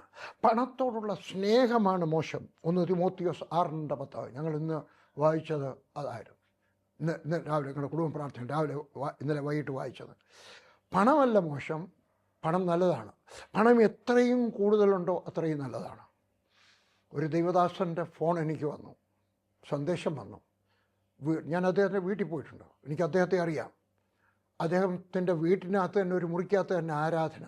വാസ്തവം പറഞ്ഞാൽ ഞാൻ അദ്ദേഹത്തിൻ്റെ നാട്ടിലാണെങ്കിൽ ആ വീട്ടിനകത്തോട്ട് ആരാധിക്കാനായിട്ട് ഞാൻ പോകത്തില്ല. അയ്യോ, പാവപ്പെട്ട വീട്ടിൽ പോയിരുന്നില്ല, അതിനേക്കാൾ നല്ല ഒരു ആരാധനാലയം ഉണ്ടെങ്കിൽ ഞാൻ അവിടെ പോകത്തുള്ളൂ, അല്ലേ? പക്ഷേ അവിടെ ഞാൻ കണ്ടു നല്ല ആത്മാർത്ഥതയുള്ള ഒരു മനുഷ്യൻ, എനിക്ക് വേണ്ടി ആഴ്ചയിൽ ഒരിക്കലെങ്കിലും പ്രാർത്ഥിക്കുന്ന ഒരു മനുഷ്യൻ. അദ്ദേഹത്തിൻ്റെ വീട് പണിയാണ്. പണ്ടൊക്കെ പറഞ്ഞു. ഞാൻ ചെന്നപ്പോൾ എനിക്ക് സങ്കടം തോന്നി. മണ്ണുകൊണ്ടുള്ള വീട്, മേളിലുമെല്ലാം എല്ലാം അഴിച്ചിട്ടിരിക്കുന്നു, പണിയാൻ രൂപയില്ല. 2-3 പേരോടൊക്കെ പറഞ്ഞിട്ട് ആരും അനങ്ങില്ല. ഇന്ന് രാവിലെ ഒരാളുടെയൊക്കെ പറഞ്ഞു അങ്ങൾ പരിശ്രമിക്കേണ്ട, ഞാൻ കുറച്ച് രൂപ അയച്ചു കൊടുക്കാം. അപ്പോൾ പണം നല്ലതാണ്, നിങ്ങൾക്ക് നല്ലതാണ്, നിങ്ങളുടെ മക്കൾക്ക് നല്ലതാണ്, പാവപ്പെട്ടവർക്ക് നല്ലതാണ്, എന്നെപ്പോലുള്ള ഉപദേശിമാർക്ക് നല്ലതാണ്. അത് പണം ഉണ്ടാകണമെങ്കിൽ ദശാംശം കൊടുക്കണം, കണക്ക് നോക്കി കൊടുക്കണം. മലാക്കിയുടെ ലേഖനം, മലാക്കിയുടെ പുസ്തകം 3-ാം അധ്യായത്തിൻ്റെ 10-ാമത്തെ വാക്യം, എൻ്റെ ആലയത്തിൽ ആഹാരം ഉണ്ടാകേണ്ടതിന് നിങ്ങൾ ദശാംശം മുഴുവൻ ഭണ്ഡാരത്തിലേക്ക് കൊണ്ടുവരുവീൻ. ഞാൻ നിങ്ങൾക്ക് ആകാശത്തിൻ്റെ ജനാലകളെ തുറന്ന് സ്ഥലം പോരാതെ വരുവോളം നിങ്ങളുടെ മേൽ അനുഗ്രഹം പകരുകയില്ലയോ എന്നിങ്ങനെ നിങ്ങൾ ഇതിനാൽ എന്നെ പരീക്ഷിപ്പീൻ എന്ന് സൈന്യങ്ങളുടെ യഹോവ ചെയ്യുന്നു. ദൈവത്തെ പരീക്ഷിക്കാൻ, ടെസ്റ്റ് ചെയ്ത് നോക്കാൻ പറഞ്ഞിരിക്കുന്ന ഏകവാക്യം എവിടെയാണ്? നിങ്ങളുടെ ദശാംശം മുഴുവൻ ദൈവത്തിൻ്റെ ഭണ്ഡാരത്തിലേക്ക്, ദൈവത്തിൻ്റെ ആലയത്തിലേക്ക് കൊണ്ടുവരണം. ഇത് വെച്ചുകൊണ്ട് പലരും പറയും, പണങ്ങളെ ദേവദാസന്മാർ, ഇത് നിങ്ങളുടെ സഭാരാധനയിൽ സഭയിൽ കൊണ്ടുവരണം. അല്ല, അങ്ങനെ പറഞ്ഞിട്ടില്ല കേട്ടോ. പഴയ നിയമത്തിൽ ദൈവാലയം ഉണ്ടായിരുന്നു, പുതിയ നിയമത്തിൽ ദൈവാലയമില്ല, ദൈവവേലയേ ഉള്ളൂ. ദൈവവേലയ്ക്ക് കൊടുക്കണം, എവിടെയെങ്കിലും കൊടുക്കണം, നല്ല മണ്ണിൽ കൊടുക്കണം കേട്ടോ. ദശാംശം വിത്താണ്. വിത്ത് ഒരു കർഷകൻ തിന്നുന്നില്ല, അവൻ ഒരിക്കലും തിന്നത്തില്ല, പട്ടിണിയാണെങ്കിലും തിന്നത്തില്ല കേട്ടോ. ഹല്ലേലൂയ. ദശാംശം നല്ല മണ്ണിൽ വിതയ്ക്കണം. മാസം തോറും പിരിവിന് വരുന്നവർക്ക് കൊടുക്കണമെന്നല്ല ഞാൻ പറഞ്ഞത്. ചിലടത്ത് അങ്ങനെയുണ്ട്, എനിക്കറിഞ്ഞുകൂടാ കേരളത്തിലുണ്ടോ ഇല്ലയോ എന്നുള്ളത്. ഉണ്ടെന്ന് എനിക്കറിയാം കേട്ടോ. ചിലർ മാസം തോറും കഴിച്ചാൽ സ്വാത്രം. ഹല്ലേലൂയ. അങ്ങനെയുള്ളവർക്ക് കൊടുക്കണമെന്നല്ല, നല്ല മണ്ണിൽ ആത്മാക്കളെ നേടുന്നവർക്ക് കൊടുക്കണം. ഹല്ലേലൂയ. നിങ്ങളിത് വിചാരിച്ചപ്പോൾ ഈ വർഷം പറയാൻ അല്ല, എനിക്ക് വേണ്ടി പറയുന്നില്ല, വേദപുസ്തകത്തിൻ്റെ ഉദ്ദേശം പറയണം. സ്വന്തം സഭയിൽ കൊടുക്കരുതെന്നാണോ പറഞ്ഞിട്ടുണ്ടെങ്കിൽ? ഇല്ല, ഞാനത് പറഞ്ഞില്ല കേട്ടോ, ഞാനത് പറഞ്ഞില്ല കേട്ടോ. ഹല്ലേലൂയ. നല്ല മണ്ണിൽ ദൈവവേല ആത്മാർത്ഥമായിട്ട് ചെയ്യുന്നവർക്ക്, ആത്മാക്കളെ നേടുന്നവർക്ക്, വചനം പഠിപ്പിക്കുന്നവർക്ക് കൊടുക്കണം. അങ്ങനെ പറഞ്ഞിട്ടുണ്ട്, വേദനം പഠിക്കുന്നവർക്ക് കൊടുത്താണ്. ഗലാത്യർ 6:6. വചനം പഠിപ്പിക്കുന്നവന് എല്ലാ നന്മയിലും ഓഹരി കൊടുക്കണം, ആരും കൊടുക്കണം, പഠിപ്പിക്കുന്നവർ കൊടുക്കണം. ഹല്ലേലൂയ. 1 കൊരിന്ത്യർ 9:14. കർത്താവും സുവിശേഷം അറിയിക്കുന്നവർ സുവിശേഷത്താൽ ഉപജീവിക്കണമെന്ന് കൽപ്പിച്ചിരിക്കുന്നു. ഹല്ലേലൂയ. ദൈവവചനം പ്രസംഗിക്കുന്നവർ എങ്ങനെയാണ് ജീവിക്കുന്നത്? ദൈവവചനം കൊണ്ട്. അതുകൊണ്ട് അങ്ങനെയുള്ളവർക്ക് കൊടുക്കണം. ഹല്ലേലൂയ. വേണമെങ്കിൽ 1 തിമോത്തി 5:17-18, ലൂക്കോസ് 10:7, മത്തായി 10:10 ഇവിടെ വായിച്ചാട്ട്. ഹല്ലേലൂയ. നിങ്ങൾ ദശാംശം കണക്ക് നോക്കി കൊടുക്കണം. 6 കാര്യങ്ങൾ. ഇതാ രണ്ടാമത്തെ ഭാഗത്തേക്ക് വരികയാണ്. നിങ്ങളുടെ ജീവിതശൈലി പിന്മാറിപ്പോകാൻ സാധ്യത കുറവാക്കുന്ന ഏതാനും ചില കാര്യങ്ങളോട് പറയാം. ഒന്ന്, നിങ്ങളെ സ്വർഗത്തിൽ തീർച്ചയായിട്ടും കാണുവാൻ ഇത് സഹായിക്കും. ഏഴാമത്തെ കാര്യം, കുടുംബ പ്രാർത്ഥന ഉണ്ടായിരിക്കണം, രാവിലെയും വൈകിട്ടും. പണ്ട് രാവിലെയും വൈകിട്ടും എല്ലാ ക്രിസ്ത്യാനികളുടെ വീട്ടിലും, കത്തോലിക്കരുടെയും മർത്തോമക്കാരുടെയും എല്ലാവരുടെയും വീടുകളുണ്ടായിരുന്നു. ഇപ്പോഴേ രാവിലത്തെ അങ്ങ് അപ്രത്യക്ഷമായി. കുറ്റം പറയാനൊക്കത്തില്ല. കാരണം കുഞ്ഞുങ്ങൾക്ക് പോകേണ്ടത് 7:30 മണിക്കാണ്. ചിലപ്പോൾ ഭർത്താവിന് പോകേണ്ടത് 6 മണിക്കായിരിക്കും. ഞാൻ താമസിക്കുന്ന വീട്ടിൽ 6 മണിക്ക് പോകുന്ന സ്ത്രീകളെ ഞാൻ കണ്ടിട്ടുണ്ട്. ജോലിക്ക് പോകുന്നത് ഓഫീസേഴ്സ്, കൊച്ചു ജോലിക്കാരൊന്നുമല്ല, വീട്ടുവേലക്കാരൊന്നുമല്ല, ഓഫീസേഴ്സ്. അവരുടെ ജോലി അങ്ങനെയാണ്. പോയെങ്കിലേ ഒക്കത്തുള്ളൂ. അവരാണ് മാനേജർ, പോയെങ്കിലേ ഒക്കത്തുള്ളൂ. അപ്പോൾ അങ്ങനെ രാവിലത്തെ പ്രാർത്ഥന നഷ്ടപ്പെട്ടു പോയാലും എഴുന്നേറ്റ് കഴിഞ്ഞിട്ട് വ്യക്തിപരമായിട്ട് പ്രാർത്ഥിക്കണം. കഴിയുമെങ്കിൽ നിങ്ങൾ എൻ്റെ 2 പ്രസംഗങ്ങൾ യൂട്യൂബിൽ കിടപ്പുണ്ട്. ആദിയിൽ ദൈവം, ഗോത്രപിതാക്കന്മാർ. ആദിയിൽ ദൈവം കാണണം. അസാധാരണമായ ഒരു പ്രസംഗമാണ്. ഗോത്രപിതാക്കന്മാർ അതിൻ്റെ കണ്ടിന്യൂഷനാണ്, കാണണം. ആദിയിൽ ദൈവം ഉൽപ്പത്തി 1 മുതൽ 12 വരെ, ഗോത്രപിതാക്കന്മാർ 13 മുതൽ 50 വരെ കാണണം. രാവിലത്തെ പ്രാർത്ഥന വ്യക്തിപരമായിരിക്കട്ടെ. കുടുംബ പ്രാർത്ഥന യോഗ്യമെങ്കിൽ കുടുംബ പ്രാർത്ഥന ആരാധിക്കാം. അല്ലെങ്കിൽ വൈകുന്നേരം കുടുംബ പ്രാർത്ഥന തീർച്ചയായിട്ടും ഉണ്ടായിരിക്കണം. തീർച്ചയായിട്ടും ഉണ്ടായിരിക്കണം. അത് നിൽക്കരുത്. അവിടെയാണ് മക്കളെ വേദോസ്തവം പഠിപ്പിക്കുന്നത്. നിങ്ങളുടെ കുടുംബ പ്രാർത്ഥന ഒരു ബൈബിൾ ക്ലാസ് ആയിരിക്കട്ടെ, ബൈബിൾ സ്കൂളായിരിക്കട്ടെ. നിങ്ങളുടെ മക്കൾ 17 വയസ്സാകുമ്പം വീട്ടിൽ നിന്ന് പോയി കഴിയും. വളരെ കുറച്ച് പേരുടെ മക്കൾ മാത്രമേ ഉള്ളൂ 17 വയസ്സ് കഴിഞ്ഞിട്ടും വീട്ടിൽ നിന്നുകൊണ്ട് കോളേജിൽ പോയി പഠിക്കുന്നത്. ബാക്കിയുള്ളവരൊക്കെ എഞ്ചിനീയറിംഗ് പോകും, മെഡിസിന് പോകുമ്പോൾ, വേറെ എന്തെങ്കിലുമൊക്കെ പഠിക്കാൻ പോകുമ്പോൾ അവർ 17ാമത്തെ വയസ്സ് വീട് വിട്ട് പോയി കഴിയും, കിളികൾ പറന്നു പോകുന്നത് പോലെ. അതിനു മുമ്പ് തന്നെ അവർ വേദോത്സവം മുഴുവൻ പഠിപ്പിച്ചിരിക്കണം. 17 വയസ്സാകുന്നതിന് മുമ്പ് തന്നെ ഞങ്ങളുടെ മക്കളെ ഞങ്ങൾ വേദോത്സവം പഠിപ്പിച്ചിരുന്നു. പള്ളിയിലെ പാസ്റ്ററുടെ ജോലിയല്ല, പട്ടക്കാരൻ്റെ ജോലിയല്ല മക്കളെ വേദോത്സവം പഠിപ്പിക്കുക എന്നുള്ളത്. മക്കളെ വേദോത്സവം പഠിപ്പിക്കുക എന്നുള്ളത് അപ്പൻ്റെ ജോലിയാണ്, അമ്മയുടെ അല്ല. പണങ്ങളെ ഉൽപ്പത്തി പുസ്തകം 18-ാം അധ്യായത്തിൻ്റെ 19-ാമത്തെ വാക്യം ദൈവം അബ്രഹാമിനെ പറ്റി പറയുകയാണ്. എനിക്ക് അബ്രഹാമിനെ പറ്റി ഒരു കാര്യം അറിയാം, ഞാൻ അവനെ എന്തെങ്കിലും പഠിപ്പിച്ചാൽ അവൻ്റെ മക്കളെ പഠിപ്പിച്ചിരിക്കും. നിങ്ങളുടെ മക്കളെ പഠിപ്പിക്കണം. ഞാൻ യാക്കോബ കുടുംബത്തിലാണ് ജനിച്ചത്. അന്നത്തെ കാലത്ത് യാക്കോബ ഓർത്തഡോക്സ്, ഇന്ന് അതെല്ലാം ഓർത്തഡോക്സായി ഞങ്ങളുടെ ആ ഭാഗത്ത്. അവിടെ എൻ്റെ ഓർത്തഡോക്സുകാരനായ എൻ്റെ പപ്പായാണ് ഞങ്ങളെ വേദോത്സവം പഠിപ്പിച്ചത്. ഞങ്ങളുടെ വീട്ടിൽ രാവിലെയും പ്രാർത്ഥന ഉണ്ടായിരുന്നു, വൈകിട്ടും ഉണ്ടായിരുന്നു. മുഴുവൻ കഥകളും ഉൽപ്പത്തി മുതൽ അവസാനം വരെയുള്ള കഥകളെല്ലാം ഞങ്ങളെ പഠിപ്പിച്ചു. ഉപദേശമൊന്നും ഡീറ്റെയിലായിട്ട് പറയാൻ അറിയുന്നുണ്ട്. പഠിപ്പിക്കുന്ന ഞങ്ങളുടെ സഭകളുമല്ലായിരുന്നു. അപ്പോൾ നിങ്ങളുടെ മക്കളെ വേദോത്സവം പഠിപ്പിച്ചിരിക്കണം. വൈകിട്ടത്തെ പ്രാർത്ഥനയിൽ നിങ്ങളുടെ മക്കളെ നിങ്ങൾ വേദോത്സവം പഠിപ്പിക്കണം. അതൊരു ബൈബിൾ ക്ലാസ് ആയിരിക്കട്ടെ. 8ാമത്തെ കാര്യം, ഒന്നിച്ചിരുന്ന് ആഹാരം കഴിക്കണം. ഹല്ലേലൂയ. ഇംഗ്ലീഷിൽ ഇങ്ങനെ പറച്ചിലുണ്ട്, പ്രോവർബ്സ് ഉണ്ട് അല്ലേ? The family that praise together stays together. The family that eats together stays together. The family that plays together stays together. ഒന്നിച്ചിരുന്ന് പ്രാർത്ഥിക്കുക, ഒന്നിച്ചിരുന്ന് ആഹാരം കഴിക്കുക, ഒന്നിച്ച് കളിക്കുക. എന്തെങ്കിലുമൊക്കെ കളിക്കുകയും ചെയ്യണം കേട്ടോ. ടെന്നീസ് കളിക്കുകയോ, ബാഡ്മിൻ്റൺ കളിക്കുകയോ, കാരംസ് കളിക്കുകയോ, വേറെ എന്തെങ്കിലുമൊക്കെ ചെയ്യണം. ഒന്നിച്ചിരുന്ന് കളിക്കണം, അപ്പനും അമ്മയും മക്കളും കൂടെ. എല്ലായിടത്തും ഇല്ല. ചിലടത്ത് അപ്പൻ കൂട്ടുകാരുമായിട്ട് കളി, ഭാര്യ ഞങ്ങളോടെ കളിക്കാം. അബദ്ധം കാണിക്കരുത് കേട്ടോ. അതുകൊണ്ട് ഒന്നിച്ചിരുന്ന് ആഹാരം കഴിക്കണം. രാവിലത്തെ ബ്രേക്ക്ഫാസ്റ്റ് ഒന്നിച്ചല്ലായിരിക്കാം, ഉച്ചകളത്തെ ആഹാരം ഒന്നിച്ചല്ലായിരിക്കാം. അങ്ങനെയാണ് സാഹചര്യം. എല്ലാവരും ജോലിക്കാരായില്ലേ. പക്ഷേ വൈകുന്നേരമെങ്കിലും ഒരു നേരമെങ്കിലും നിർബന്ധമാണോ ഒന്നിച്ചിരുന്ന് ആഹാരം കഴിക്കണം. Everybody must be together. ഒന്നിച്ചിരുന്ന് ആഹാരം കഴിക്കണം, ഒന്നിച്ചിരുന്ന് പ്രാർത്ഥിക്കുകയും വേണം. ഹല്ലേലൂയ. 9ാമത്തെ കാര്യം, നല്ലൊരു ഉപദേശം, നിങ്ങളുടെ കുടുംബത്തിൽ ഒരാളെങ്കിലും ദൈവവേല ഉണ്ടായിരിക്കണം. അതൊരു പട്ടക്കാരനാകാം, ഒരു പാസ്റ്ററാകാം, ഒരു ഉപദേശിയാകാം. എന്താ കാര്യം? അവിടെ ഒരു അനുഗ്രഹമുണ്ട് കേട്ടോ. തെളിവ് വേണം, വേദപുസ്തകത്തുണ്ട്. നിങ്ങളുടെ കുടുംബത്തിൽ ഒരാളുണ്ടായിരിക്കട്ടെ. മറ്റുള്ളവരും അവർക്ക് വേണ്ടി പ്രാർത്ഥിക്കും, തീർച്ചയായിട്ടും പ്രാർത്ഥിക്കും. എൻ്റെ കുടുംബത്തിൽ 20 പേരാണ്. ഞാൻ, ലില്ലി, മക്കള്, കൊച്ചുമക്കള് എല്ലാം കൂടി 20 പേരുണ്ട്. ചിലർ എൻ്റെ 20 പേരുടെയും പേരറിയാവുന്നവരുണ്ട്. അങ്ങനെ അറിയുന്നത് എന്നും പ്രാർത്ഥിച്ചിട്ടാ. ഒരാൾ ഈയിടയ്ക്കുണ്ടോ പറഞ്ഞു, ആ ഇളയ കുഞ്ഞിൻ്റെ പേര് മാത്രം അറിഞ്ഞുകൂടാ, അതൊന്ന് പറഞ്ഞുതരാം. ബാക്കി 19 പേരുടെ പേരറിയാമായിരുന്നു. ഹല്ലേലൂയ. നിങ്ങളുടെ കുടുംബത്തിൽ ഒരു ഉപദേശി ഉണ്ടായിരിക്കട്ടെ, ഒരു പട്ടക്കാരൻ ഉണ്ടായിരിക്കട്ടെ, ഒരു പാസ്റ്റർ ഉണ്ടായിരിക്കട്ടെ, ഒരു ദൈവവേലക്കാരൻ ഉണ്ടായിരിക്കട്ടെ. ഇതാ എവിടെ വേദനകത്തുണ്ട്. പുറപ്പാട് പുസ്തകം 13-ാം അധ്യായത്തിൻ്റെ 1-2 വാക്യങ്ങൾ. യഹോവ പിന്നെയും മോശയോട്, 2-ാമത്തെ വാക്യം, ഇസ്രായേൽ മക്കളുടെ ഇടയിൽ മനുഷ്യരിലും മൃഗങ്ങളിലും കടിഞ്ഞൂലായി പിറക്കുന്നതിനെ ഒക്കെയും സകലതും, മനുഷ്യരുടെയും മൃഗങ്ങളുടെയും ആദ്യത്തേത് എനിക്കായി ശുദ്ധീകരിക്കുക, അതെനിക്കുള്ളതാകുന്നു. ഞങ്ങളുടെ യാക്കോബ പള്ളിയിൽ ഓർത്തഡോക്സ് അവിടെ ഇത് പഠിപ്പിക്കുവാൻ. അതുകൊണ്ട് ഞങ്ങളുടെ വീട്ടിലുണ്ടാകുന്ന ആദ്യത്തെ കോഴിക്കുഞ്ഞ്, നല്ലൊരു കോഴിക്കുഞ്ഞ്, അത് ദൈവത്തിൻ്റെ ആയിരിക്കും. പരുന്ത് കൊണ്ടുപോകുന്നതിനെയല്ല. പണ്ട് അങ്ങനെ ഒരാളുണ്ട്, 11 കോഴിക്കുഞ്ഞിറങ്ങി. ഒരെണ്ണത്തിന് പരുന്ത് കൊണ്ട്, ആ ദൈവമേ നിൻ്റെ കോഴിക്കുഞ്ഞിനെ കൊണ്ടുപോയി. അല്ല, ഉള്ളതിനകത്തെ നല്ലത്. അത് 3 ഉള്ളെങ്കിൽ 1. പശുക്കിടാവിനെ കൊടുത്തിട്ടുണ്ട്, എൻ്റെ അമ്മച്ചി കൊടുത്തിട്ടുണ്ട്, പപ്പായും കൊടുത്തിട്ടുണ്ട്. അതുകൊണ്ടാണ് ഞാൻ പറയുന്നത് കേട്ടോ. ഹല്ലേലൂയ. അവിടെ കൊടുക്കണം. ഒന്നാമത്തെ പറഞ്ഞു, ഇതൊക്കെയും ഒരു കുഞ്ഞും ദൈവത്തിൻ്റെയാണ്. കൂടെ വേണമെങ്കിൽ പുറപ്പാട് പുസ്തകം 22-29 വായിച്ചാട്ട്, സംഖ്യാപുസ്തകം 3-13 വായിച്ചാട്ട്, ഒരു കുഞ്ഞിനെ ദൈവവേലയ്ക്ക് കൊടുക്കണം. ഇന്നാരും കൊടുക്കുന്നില്ല. ഉണ്ടാകുമ്പോഴേ എടുത്തു വെച്ചോണ്ടെന്ന് പ്രാർത്ഥിക്കുന്നില്ലേ. അവിടെ കുഞ്ഞുണ്ടായി കഴിയുമ്പോഴത്തെ എൻ്റെ ദൈവമേ കർത്താവേ നീ കുഞ്ഞിനെ തന്നല്ലോ, 2 തന്നല്ലോ, ഹല്ലേലൂയ സ്തോത്രം. അവന് കർത്താവേ ഒരു കളക്ടറാക്കി തീർക്കണമേ, കർത്താവേ ഒരു ഡോക്ടറാക്കി തീർക്കണമേ, ഞങ്ങളുടെ കുടുംബത്തിൽ നിൽക്കുമ്പം ബാക്കിയുള്ളവരോടൊപ്പം നിൽക്കണം. അല്ല, പ്രാർത്ഥിക്കണം, കർത്താവേ ഈ കുഞ്ഞ് ദൈവവേലക്കാരനായിരിക്കട്ടെ. ഫുൾ ടൈം പാർട്ട് ടൈം നിനക്ക് നിശ്ചയിക്കാം, പക്ഷേ അവൻ എന്തായിരുന്നാലും ദൈവവേല ചെയ്യുന്നവനായിരിക്കട്ടെ. ഒരു കുഞ്ഞിനെ ദൈവവേലയ്ക്ക് വേണ്ടി കൊടുക്കണം. പഴയ നിയമത്തിൽ 1-ാമത്തെ കുഞ്ഞ് ആൺകൊച്ച്, പഴയ നിയമത്തിൽ. പുതിയ നിയമത്തിനകത്ത് 1-ാമത്തെ 2-ാമത്തെ 3-ാമത്തെ ഏതെങ്കിലും 1. പക്ഷേ ഇന്നെല്ലാം 2 ഉള്ളല്ലോ. ഞാൻ പറയും 2-നകത്ത് നിർത്തരുത്, കുറഞ്ഞത് 3 എങ്കിൽ മാത്രമേ ഒന്നിനെ ദൈവത്തിന് കൊടുക്കാനൊക്കത്തുള്ളൂ. 2 ഉള്ളെങ്കിൽ ഒരു പെണ്ണിനെ കെട്ടിച്ചയച്ചു, ആൺകൊച്ചിനെ നിങ്ങളെ നോക്കാൻ വേണ്ടായോ? വേണമെന്ന് നിർബന്ധമൊന്നുമില്ല കേട്ടോ. അതൊക്കെ ചത്തുപോയാലോ? ചാവാതിരിക്കട്ടെ.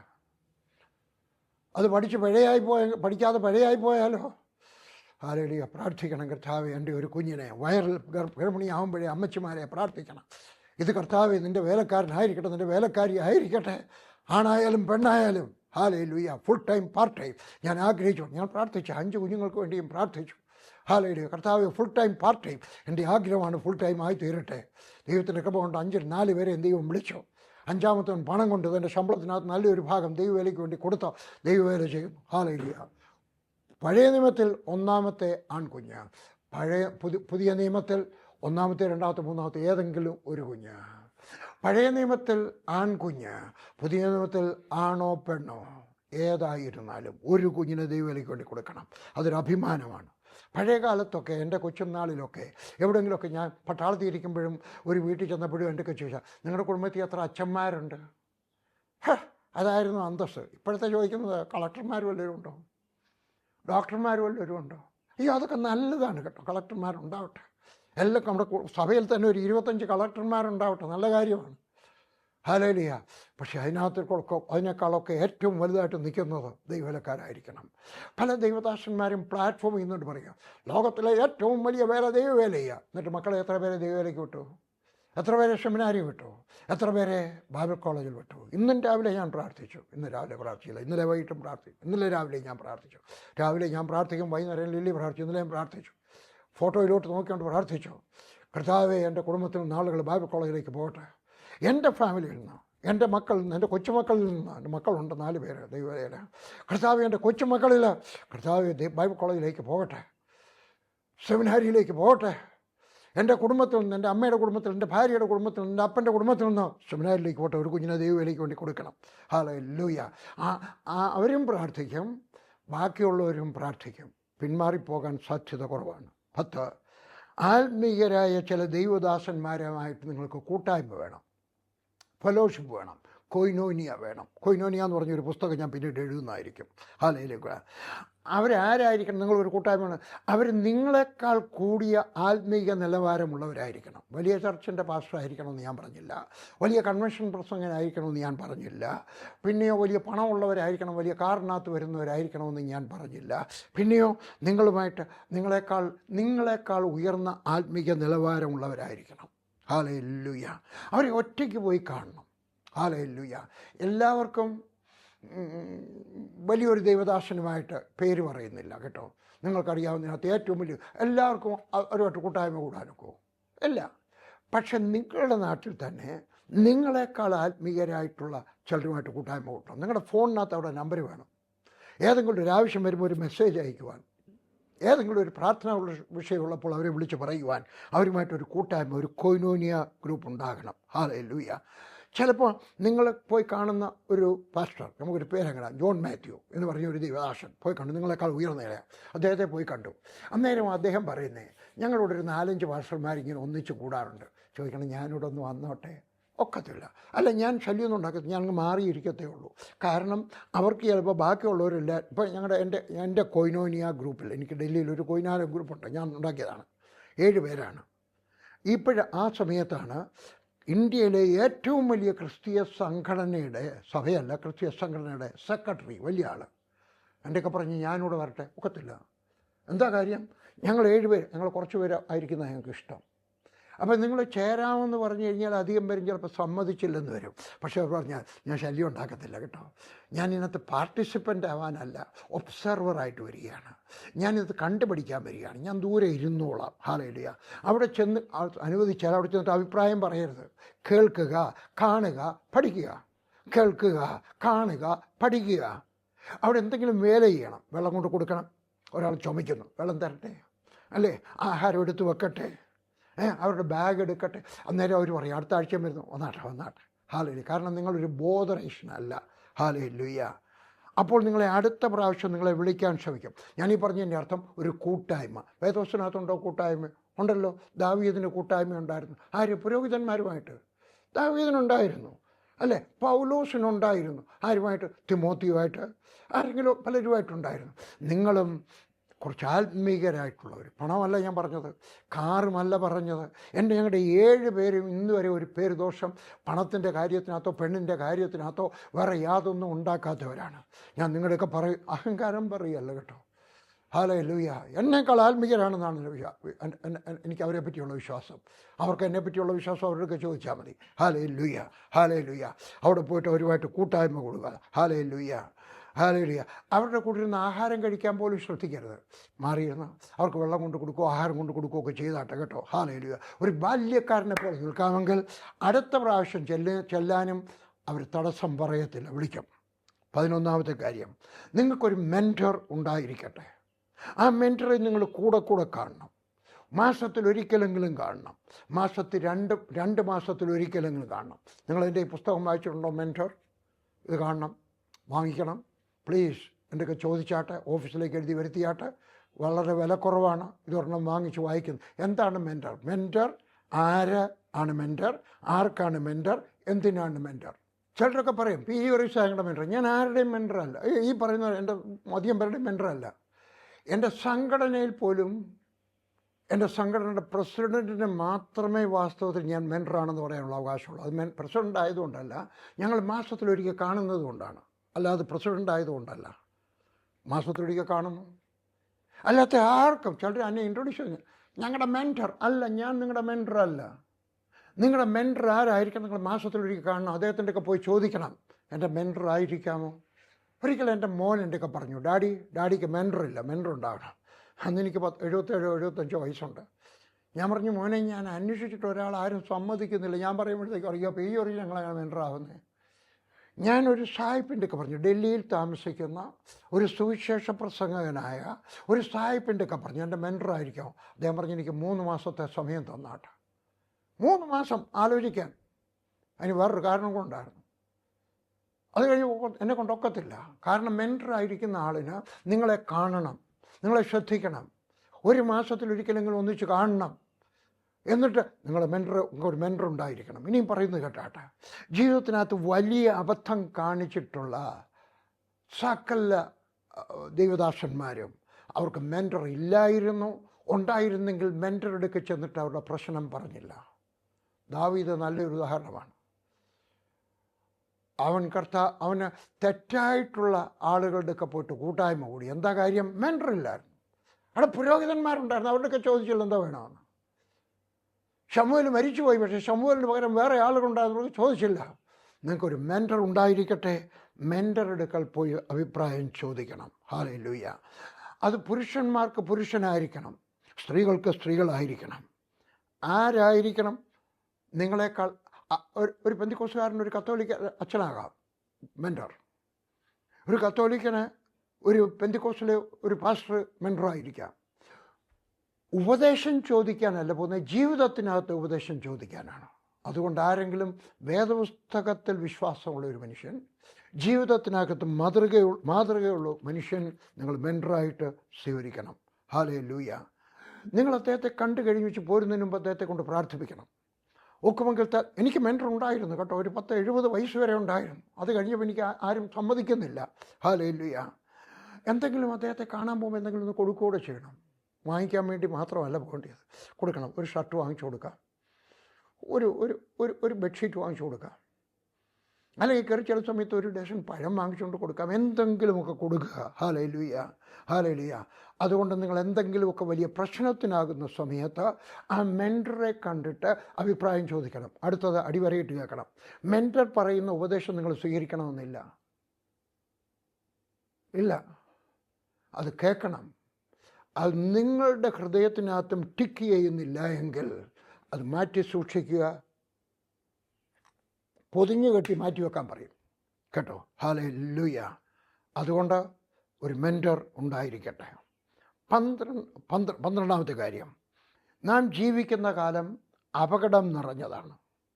പാപം നാം അന്വേഷിച്ച് പോകേണ്ട, നമ്മെ അന്വേഷിച്ച് കയറി വരും. ഞാൻ ഈ ഓഫീസിലിരിക്കുന്ന സമയത്ത് ഞങ്ങളുടെ അയൽക്കാരനൊരു വിദേശീയനായിരുന്നു, ഒരു ബിസിനസ്സുകാരനാണ്.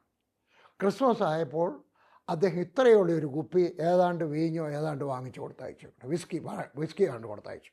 പരിപാടി ഇവിടെ കൊണ്ടുവന്നപ്പോഴത്തേക്ക് ഇവിടെ ഇരിക്കുന്ന പെങ്കൊച്ചു തന്നെ പറഞ്ഞു, ഫ്രണ്ട് ഡെസ്കിൽ ഇരിക്കുന്ന കൊച്ചു തന്നെ പറഞ്ഞു, അയ്യോ ഇവിടുന്ന് ഇവിടെ വയ്ക്കത്തില്ല. എനിക്കറിഞ്ഞുകൂടായിരുന്നു കേട്ടോ. അദ്ദേഹം കൊണ്ടുപോയി വെച്ച് പിന്നെ വീഞ്ഞ് കൊടുത്തയച്ചു. അവർ പറഞ്ഞ് ഞങ്ങൾ വീഞ്ഞും കുടിക്കത്തില്ല, പിന്നെ കേക്ക് കൊടുത്തയച്ചു. ഹല്ലേലൂയ. ഇന്ന് നമ്മൾ പാപം അന്വേഷിച്ച് പോകണ്ട, അന്വേഷിച്ച് നമ്മളെ അന്വേഷിച്ച് കയറി വരും. പെൺകുട്ടികൾ കയറി വരും, ആൺകുട്ടികൾ കയറി വരും, ഫോണിനകത്ത് കയറി വരും, ചീത്തയായിട്ടുള്ള പ്രോഗ്രാമുകൾ കയറി വരും. കഴിഞ്ഞ 2 ആഴ്ചയ്ക്ക് 3 ആഴ്ചയ്ക്ക് മുമ്പ് എനിക്കൊരു ഫോൺ മെസ്സേജ് വന്നു. ഞാൻ എടുക്കത്തില്ല. എൻ്റെ ഫോണിനകത്ത് എനിക്ക് പരിചയമില്ലാത്ത, പേരില്ലാത്ത ഒരാളിൻ്റെ ഇത് വന്നാൽ ഞാൻ എടുക്കത്തില്ല. 2 പ്രാവശ്യം വന്നു, 3 പ്രാവശ്യം. ഞാൻ വെച്ചിനും പരിചയമില്ലെങ്കിലും ഒരു ബ്രാഹ്മണ സ്ത്രീയുടെയാണ്. അത് കണ്ട് പേരുണ്ടോ, ശർമ്മ. അപ്പം ഞാൻ വിചാരിച്ചു ഇനി എന്തെങ്കിലും കുഴപ്പം വല്ലതും ഉണ്ടായിട്ടാണോ, ചേട്ടൻ അങ്ങനെ ആത്മഹത്യ ചെയ്യാൻ വിളിക്കുന്നത്. അതുകൊണ്ട് ഞാൻ ഫോൺ എടുത്തു. ഞാൻ ചോദിച്ചത് ആരായത്? ഞാൻ നിങ്ങളുടെ ഭാര്യ, ഐ എം യുവർ വൈഫ്. അപ്പം നമ്മളിപ്പോൾ പാപം അന്വേഷിച്ച് പോകണ്ട, കയറി വരും. ഹല്ലേലൂയ. അതുകൊണ്ട് എന്ത് ചെയ്യണം? ഇതിനകത്തുനിന്ന് രക്ഷപ്പെടാൻ എന്ത് ചെയ്യണം? ഹല്ലേലൂയ. നമ്മൾ ദൈവത്തിൻ്റെ വചനം കേൾക്കണം. വചനമാണ് നമ്മളെ സൂക്ഷിക്കുന്നത്. പ്രാർത്ഥന മാത്രമല്ല, വചനം, ദൈവത്തിൻ്റെ വചനം കേൾക്കണം. അതിനെ ഞാൻ പറഞ്ഞ ഫോണിനകത്ത് കുറച്ച് മെസ്സേജുകൾ ദിവസം കേൾക്കണം. ഞാൻ ഇന്നും രാവിലെ കേട്ടു, നടക്കാൻ പോയപ്പോൾ കേട്ടു, വേറെ ഇരുന്നപ്പോൾ നടക്കാൻ പോയപ്പോൾ മെസ്സേജ് കേട്ടു രാവിലെ. അത് കഴിഞ്ഞിട്ട് വേറെ 2 മെസ്സേജ് കൂടെ കേട്ടു, ചെറിയ മെസ്സേജുകളാണെങ്കിലും കേട്ടു. ഹല്ലേലൂയ. നാം കേൾക്കാൻ നമുക്കിന്ന് എല്ലാ സൗകര്യമുണ്ട്. പണ്ടാണെങ്കിൽ ടേപ്പ് റെക്കോർഡർ വാങ്ങിക്കണം, CD വാങ്ങിക്കണം. ഇന്നെല്ലാം നെറ്റിനകത്തുണ്ട്. ചിലർ പറയും ഗൂഗിൾ എന്ന് പറയും. അത് അങ്ങനെ പറഞ്ഞ കുഴപ്പമൊന്നുമില്ല, പക്ഷേ ശരിയായിട്ടുള്ള വാക്ക് നെറ്റ് എന്നാണ്. ഇന്നെല്ലാം ഫോണിനകത്തുള്ള, എവിടെയെല്ലാം ടച്ച് ഫോണുണ്ടോ അതിനകത്തെല്ലാം നെറ്റ് കണക്ഷൻ ഉണ്ട്. നിങ്ങൾക്ക് ഇഷ്ടം പോലെ മെസ്സേജ് കേൾക്കാം. ഹല്ലേലൂയ. ദൈവത്തിൻ്റെ വചനം കേൾക്കണം. അതാണ് നിങ്ങളുടെ പാപത്തിൽ നിങ്ങളെ കാത്തു സൂക്ഷിക്കുന്നത്. പാപത്തിൽ നിങ്ങളെ രക്ഷിക്കണമേ നമ്മൾ പ്രാർത്ഥിക്കും. കർത്താവിൻ്റെ പ്രാർത്ഥന അത് കേൾക്കണമെങ്കിൽ അവൻ്റെ വചനം കേൾക്കണം. ഹല്ലേലൂയ. ഏത് ഭാഷയിലും കേൾക്കാം, മലയാളത്തിൽ കേൾക്കാം, ഇംഗ്ലീഷിൽ കേൾക്കാം, ഏത് ഭാഷയിലും കേൾക്കാം. ഹല്ലേലൂയ. ഞാൻ രാവിലെ ഷേവ് ചെയ്യുന്ന സമയത്ത് ഒരു സന്ദേശം കേൾക്കും, 3 മിനിറ്റ് നേരത്തെ. വളരെ എളുപ്പമാണ്. ഹല്ലേലൂയ. വചനം പഠിക്കുവാൻ കഴിയും. ഹല്ലേലൂയ. കഴിഞ്ഞ ആഴ്ചയിൽ ഞാനും ലില്ലിയും കൂടെ വേദപുസ്തകം വായിക്കുകയാണ്. കഴിഞ്ഞ ആഴ്ച 2 ആഴ്ചയ്ക്ക് മുമ്പേ, 1 ആഴ്ചയ്ക്ക് മുമ്പേ ഫിലിപ്പിയർ 3-ാം അധ്യായം വായിക്കുകയായിരുന്നു. അതിനകത്ത് 2-ാമത്തെ വാക്യം വന്നപ്പോൾ, വിച്ഛേദനക്കാരെ സൂക്ഷിപ്പീൻ, നായ്ക്കളെ സൂക്ഷിപ്പീൻ. വിച്ഛേദനക്കാരെന്ന് പറഞ്ഞാൽ എന്തുവാ? നമുക്കറിയാൻ വയ്യാത്ത ചില വാക്കുകളൊക്കെ വേദപുസ്തകത്തിനകത്താണ്. അതിന് വേറെ വാക്കുകളില്ലാത്തതുകൊണ്ടാണ്. പെട്ടെന്ന് ഞാൻ നെറ്റിനകത്ത് പോയി. അതാ ഫോണിൻ്റെ ഒരു ഗുണം. നെറ്റിനകത്ത് ഞങ്ങൾ അടിച്ചു അല്ലേ, ഫിലിപ്പിയർ 3:2 എക്സ്പ്ലെയിൻ. ഫിലിപ്പിയർ 3:2 ഞാൻ ഇംഗ്ലീഷിനകത്ത് അടിച്ചു. ജോൺ ഗിൽ, എനിക്ക് ഏറ്റവും ഇഷ്ടപ്പെട്ട ബൈബിൾ ടീച്ചർ അദ്ദേഹമാണ്, ജോൺ ഗിൽ. അടിച്ചപ്പോൾ കിട്ടി എന്തുവാണെന്നറിയാമോ? കഥന ചെയ്യണം, പരിച്ഛേദന ഏൽക്കണമെന്ന് പഠിപ്പിക്കുന്ന ചിലരുണ്ട്. ഹിന്ദിക്കകത്ത് കുറച്ചുകൂടെ കാട്ടുകൂട്ടിന എന്ന് പറയുന്ന കാര്യം. മുറിച്ച് കളയണമെന്ന് പറയുന്നവരാ, അവരെ സൂക്ഷിക്കണമെന്നാണ് പറഞ്ഞത്. അപ്പോൾ നമുക്കറിയാത്ത വാക്കുകൾ ഉണ്ടെങ്കിലും ഒരു വാക്യത്തിൻ്റെ അർത്ഥം മനസ്സിലാകുന്നില്ലെങ്കിലും ഫോണിനകത്ത് നിങ്ങൾക്ക് കേൾക്കാം. അതുകൊണ്ട് ഫോൺ ഉപയോഗിക്കുക. Phone, use your phone. അത് നല്ലതുപോലെ ഉപയോഗിച്ചിട്ട് വചനം പഠിക്കുവാനായിട്ട്. ഹല്ലേലൂയ. അതുകൊണ്ട് പഠിക്കണം. പരിച്ഛേദന ഏൽക്കണമെന്ന് പഠിപ്പിക്കുന്നവരുന്നു. അതുകൊണ്ട് ഞാൻ നിങ്ങളുടെയൊക്കെ പറയാണ്, വചനം പഠിക്കുക, നല്ലതുപോലെ പഠിക്കുക. ഹല്ലേലൂയ. അതുപോലെ കാരണം വേദപുസ്തകത്തിനകത്ത് ഒരു കാര്യം കൂടെ പറയുകയാണ് കേട്ടോ. അത് പരിച്ഛേദന എന്ന് വന്നപ്പോഴാണ് വേദപുസ്തകം പറയുന്നത് 8-ാമത്തെ ദിവസം പരിച്ഛേദന ഏൽക്കണമെന്നാണ്. എന്താ കാര്യം? ഞങ്ങൾ മാസികയ്ക്കകത്ത് പ്രസിദ്ധീകരിച്ചുണ്ടായിരുന്നു. ഒരു കുഞ്ഞ് ജനിക്കുമ്പോൾ അതിന് ഇമ്മ്യൂണിറ്റി ഉണ്ട്. അതിന് എന്തെങ്കിലും മുറിവുണ്ടായിട്ടുണ്ടെങ്കിൽ, പ്രസവ സമയത്ത് എന്തെങ്കിലും മുറിവ് അബദ്ധവശാൽ ഉണ്ടായിപ്പോയിട്ടുണ്ടെങ്കിൽ അത് സെപ്റ്റിക് ആവാതിരിക്കാൻ ശക്തിയുണ്ട്. 2-ാമത്തെ ദിവസം കുറച്ചുകൂടെ ശക്തിയുണ്ട്. 3-ാമത്തെ ദിവസം, 4-ാമത്തെ ദിവസം, 5-ാമത്തെ ദിവസം, 6-ാമത്തെ ദിവസം, 7-ാമത്തെ ദിവസം, 8-ാമത്തെ ദിവസം വളരെ ഏറ്റവും കൂടുതൽ റെസിസ്റ്റൻസ് പവറുള്ളത് 8-ാമത്തെ ദിവസമാണ്. അതുകൊണ്ടാണ് ദൈവം പറഞ്ഞത് കേട്ടോ, 8-ാമത്തെ ദിവസം പരിച്ഛേദനയേറ്റാട്ട. അന്ന് പഴുക്കത്തില്ല. 9-ാമത്തെ ദിവസം കുറഞ്ഞു വരും. ദൈവത്തിന് ബുദ്ധിയുണ്ടല്ലേ.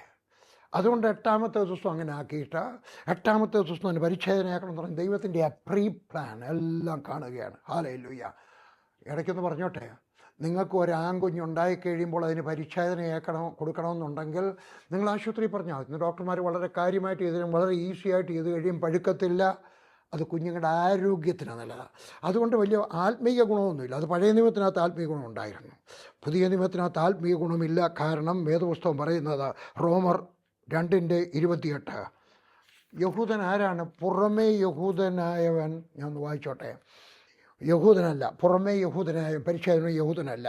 പുറമേ ജഡത്തിലുള്ളത് പരിച്ഛേദനയുമല്ല. അകമേ യഹൂദനായ അത്ര യഹൂദൻ. അക്ഷരത്തിലല്ല ആത്മാവിലുള്ള ഹൃദയ പരിച്ഛേദന എത്ര പരിച്ഛേദന. അവന് മനുഷ്യരാലല്ല ദൈവത്താൽ തന്നെ പുകഴ്ച ലഭിക്കും.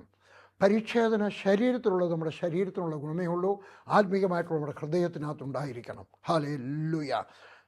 അർത്ഥം ജഡത്തിൻ്റെ പ്രവൃത്തികളെ. എന്താണ് പരിച്ഛേദന? പഴയ നിയമത്തിൽ പരിച്ഛേദന എന്നുള്ളതിൻ്റെ സർക്കംസിഷൻ എന്ന് പറഞ്ഞാൽ വട്ടത്തിൽ മുറിച്ച് കളയുക എന്നാണ്.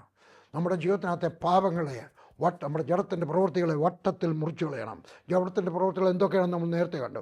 അഹങ്കാരം, ഈർഷ്യ, പിണക്കം, കലഹം, പക്ഷം ചേർന്നുള്ള കലഹം, ഗ്രൂപ്പിസം, ദുർമോഹം, കൺമോഹം, ധനമോഹം, മദ്യപാനം, വെറിക്കൂത്ത, ഇതൊക്കെ ജഡത്തിൻ്റെ പ്രവൃത്തികളാണ്. ഇതൊക്കെ വട്ടത്തിൽ മുറിച്ച് ദൂരെ കളയണം.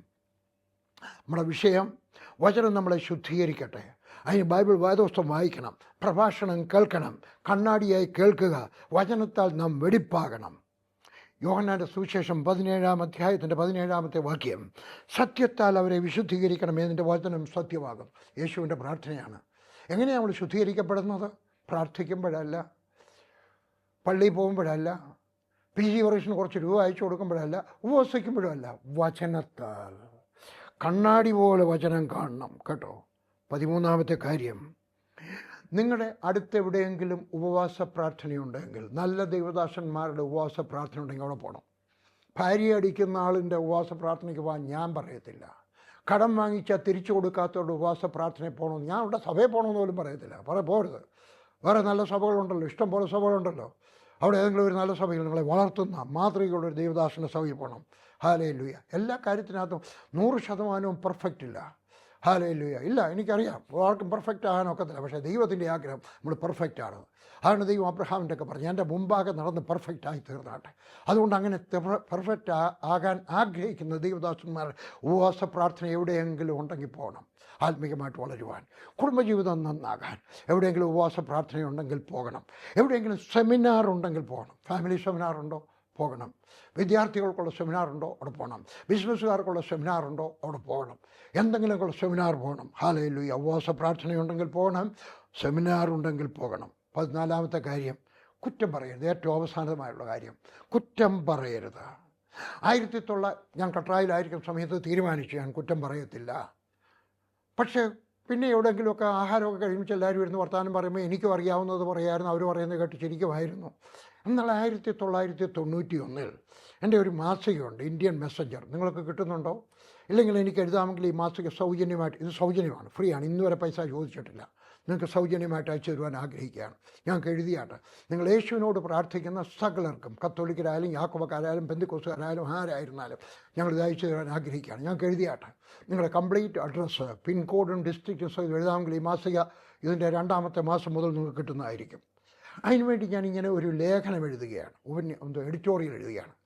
അന്നേരമാണ് ഞാൻ വന്നപ്പോൾ എനിക്ക് മനസ്സിലായി, ഉൽപ്പത്തി പുസ്തകം 12-ാം അധ്യായത്തിൻ്റെ 3-ാമത്തെ വാക്യം, ദൈവത്തിൻ്റെ ദാസന്മാരെ കുറ്റം പറഞ്ഞാൽ, ഒന്നുകൂടെ പറയാം, ദൈവം അനുഗ്രഹിച്ച അബ്രഹാമിനെ ക്രിട്ടിസൈസ് ചെയ്താൽ ദൈവം അവരെ ശപിക്കും.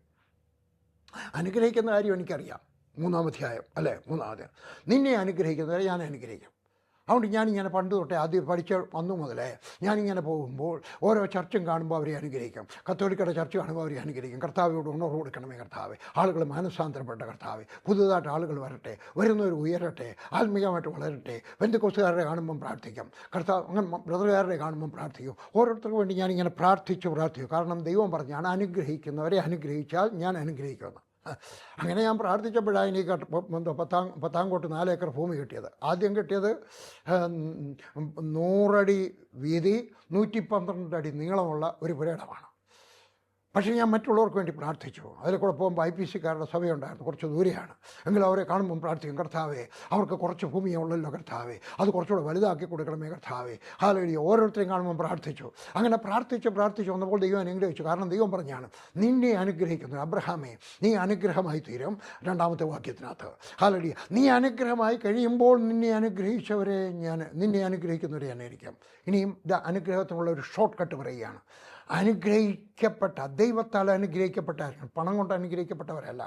അമേരിക്ക പോയിച്ച് വന്നപ്പോൾ അനുഗ്രഹിക്കപ്പെട്ടവരല്ല, ദൈവം അനുഗ്രഹിച്ചവരാണെന്ന് നിങ്ങൾക്ക് മനസ്സിലാകുന്നുണ്ടെങ്കിൽ, അദ്ദേഹം ഒരു ദൈവപുരുഷനാണെന്ന് നിങ്ങൾക്ക് തോന്നുന്നുണ്ടെങ്കിൽ, ആ സ്ത്രീ ഒരു ദൈവസ്ത്രീയാണ്, ദൈവത്തിൻ്റെ സ്ത്രീയാണെന്ന് തോന്നുവാണെങ്കിൽ അവരെ അനുഗ്രഹിക്കണം. എങ്ങനെ അനുഗ്രഹിക്കണം? ഹല്ലേലൂയ.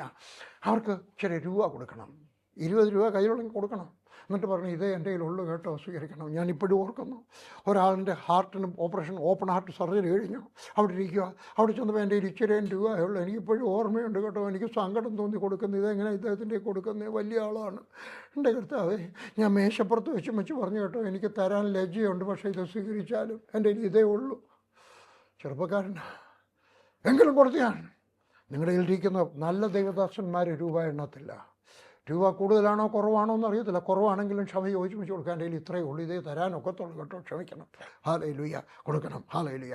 അനുഗ്രഹിക്കവരെ അനുഗ്രഹിച്ച് നടക്കുക. കുറച്ച് രൂപ കൊടുത്ത് അനുഗ്രഹിക്കുക. ഒരു ഷർട്ട് വാങ്ങിച്ചു കൊടുക്കുക, ഒരു ഹാൻഡ് കർച്ചീഫ് വാങ്ങിച്ചു കൊടുക്കുക. ഞാൻ എൻ്റെ വീട്ടിൽ 5-8 ഹാൻഡ് കർച്ചീഫ് വാങ്ങിച്ചു വെച്ചിട്ടുണ്ട്. ആരെങ്കിലും വരുമ്പോൾ അവർക്ക് ഷർട്ടിൻ്റെ ആവശ്യമില്ലായിരിക്കും, പാൻറ്റിൻ്റെ ആവശ്യമില്ല. കൊടുക്കുമ്പോൾ അവർ പറയും, ഞങ്ങൾ റെഡിമെയ്ഡേ ഉപയോഗിക്കത്തുള്ളൂ. എന്നാൽ ഇതൊരു കാര്യം ചെയ്താട്ടെ, ഇതെടുത്താട്ടെ. ഹല്ലേലൂയ. എന്തെങ്കിലും കൊടുക്കുക. ഒന്ന്, വാ കൊണ്ട് അനുഗ്രഹിക്കുക. പ്രാർത്ഥിക്കുമ്പോൾ അവരെ അനുഗ്രഹിച്ച് പ്രാർത്ഥിക്കുക. അവരുടെ മക്കളെ അനുഗ്രഹിച്ച് പ്രാർത്ഥിക്കുക. ഹല്ലേലൂയ. 2, കുറച്ച് രൂപ കൊടുത്ത് അനുഗ്രഹിക്കുക. 3, ഏതെങ്കിലും ഒരു സമ്മാനം കൊടുത്തിട്ട് അനുഗ്രഹിക്കുക. എന്നിട്ട് അതിൻ്റെ 3-ാമത്തെ വാക്യത്തിൻ്റെ അവസരത്തിലുണ്ട് പറയാം, നിന്നെ ആരെങ്കിലും ശപിച്ചാൽ, അബ്രഹാമേ, നീ 2-ാമത്തെ വാക്യം, നീ അനുഗ്രഹിക്കപ്പെടാം. നീ അനുഗ്രഹിച്ച് കഴിയുമ്പോൾ നിന്നെ അനുഗ്രഹിക്കുന്നവരെ ഞാൻ അനുഗ്രഹിക്കും, നിന്നെ ശപിക്കുന്നവരെ ഞാൻ അനുഗ്രഹിക്കും. അനുഗ്രഹിക്കുന്നവരെ അനുഗ്രഹിക്കുന്നുള്ള ഒരൊറ്റ വാക്കാണ്. നിന്നെ ബാറാക്ക് ചെയ്യുന്നവർ, BARAK, നിന്നെ ബാറാക്ക് ചെയ്യുന്നവരെ ഞാൻ ബാറാക്ക് ചെയ്യും. എന്നിട്ട് 2 പറയാം, നിന്നെ ശപിക്കുന്നവരെ ഞാൻ ശപിക്കും. മലയാളത്തിലും ഇംഗ്ലീഷിലും ഒക്കെ ഒറ്റ വാക്കാണ്, എന്നാൽ അതിൻ്റെ മൂലഭാഷയിൽ 2 വാക്കാണ്. നിന്നെ കൊലാൽ ചെയ്യുന്നവർ, QUALAL, കൊലാൽ ചെയ്യുന്നവരെ ഞാൻ അറാർ ചെയ്യും. ARAR, അറാർ ചെയ്യും. 2 വാക്കാണ്.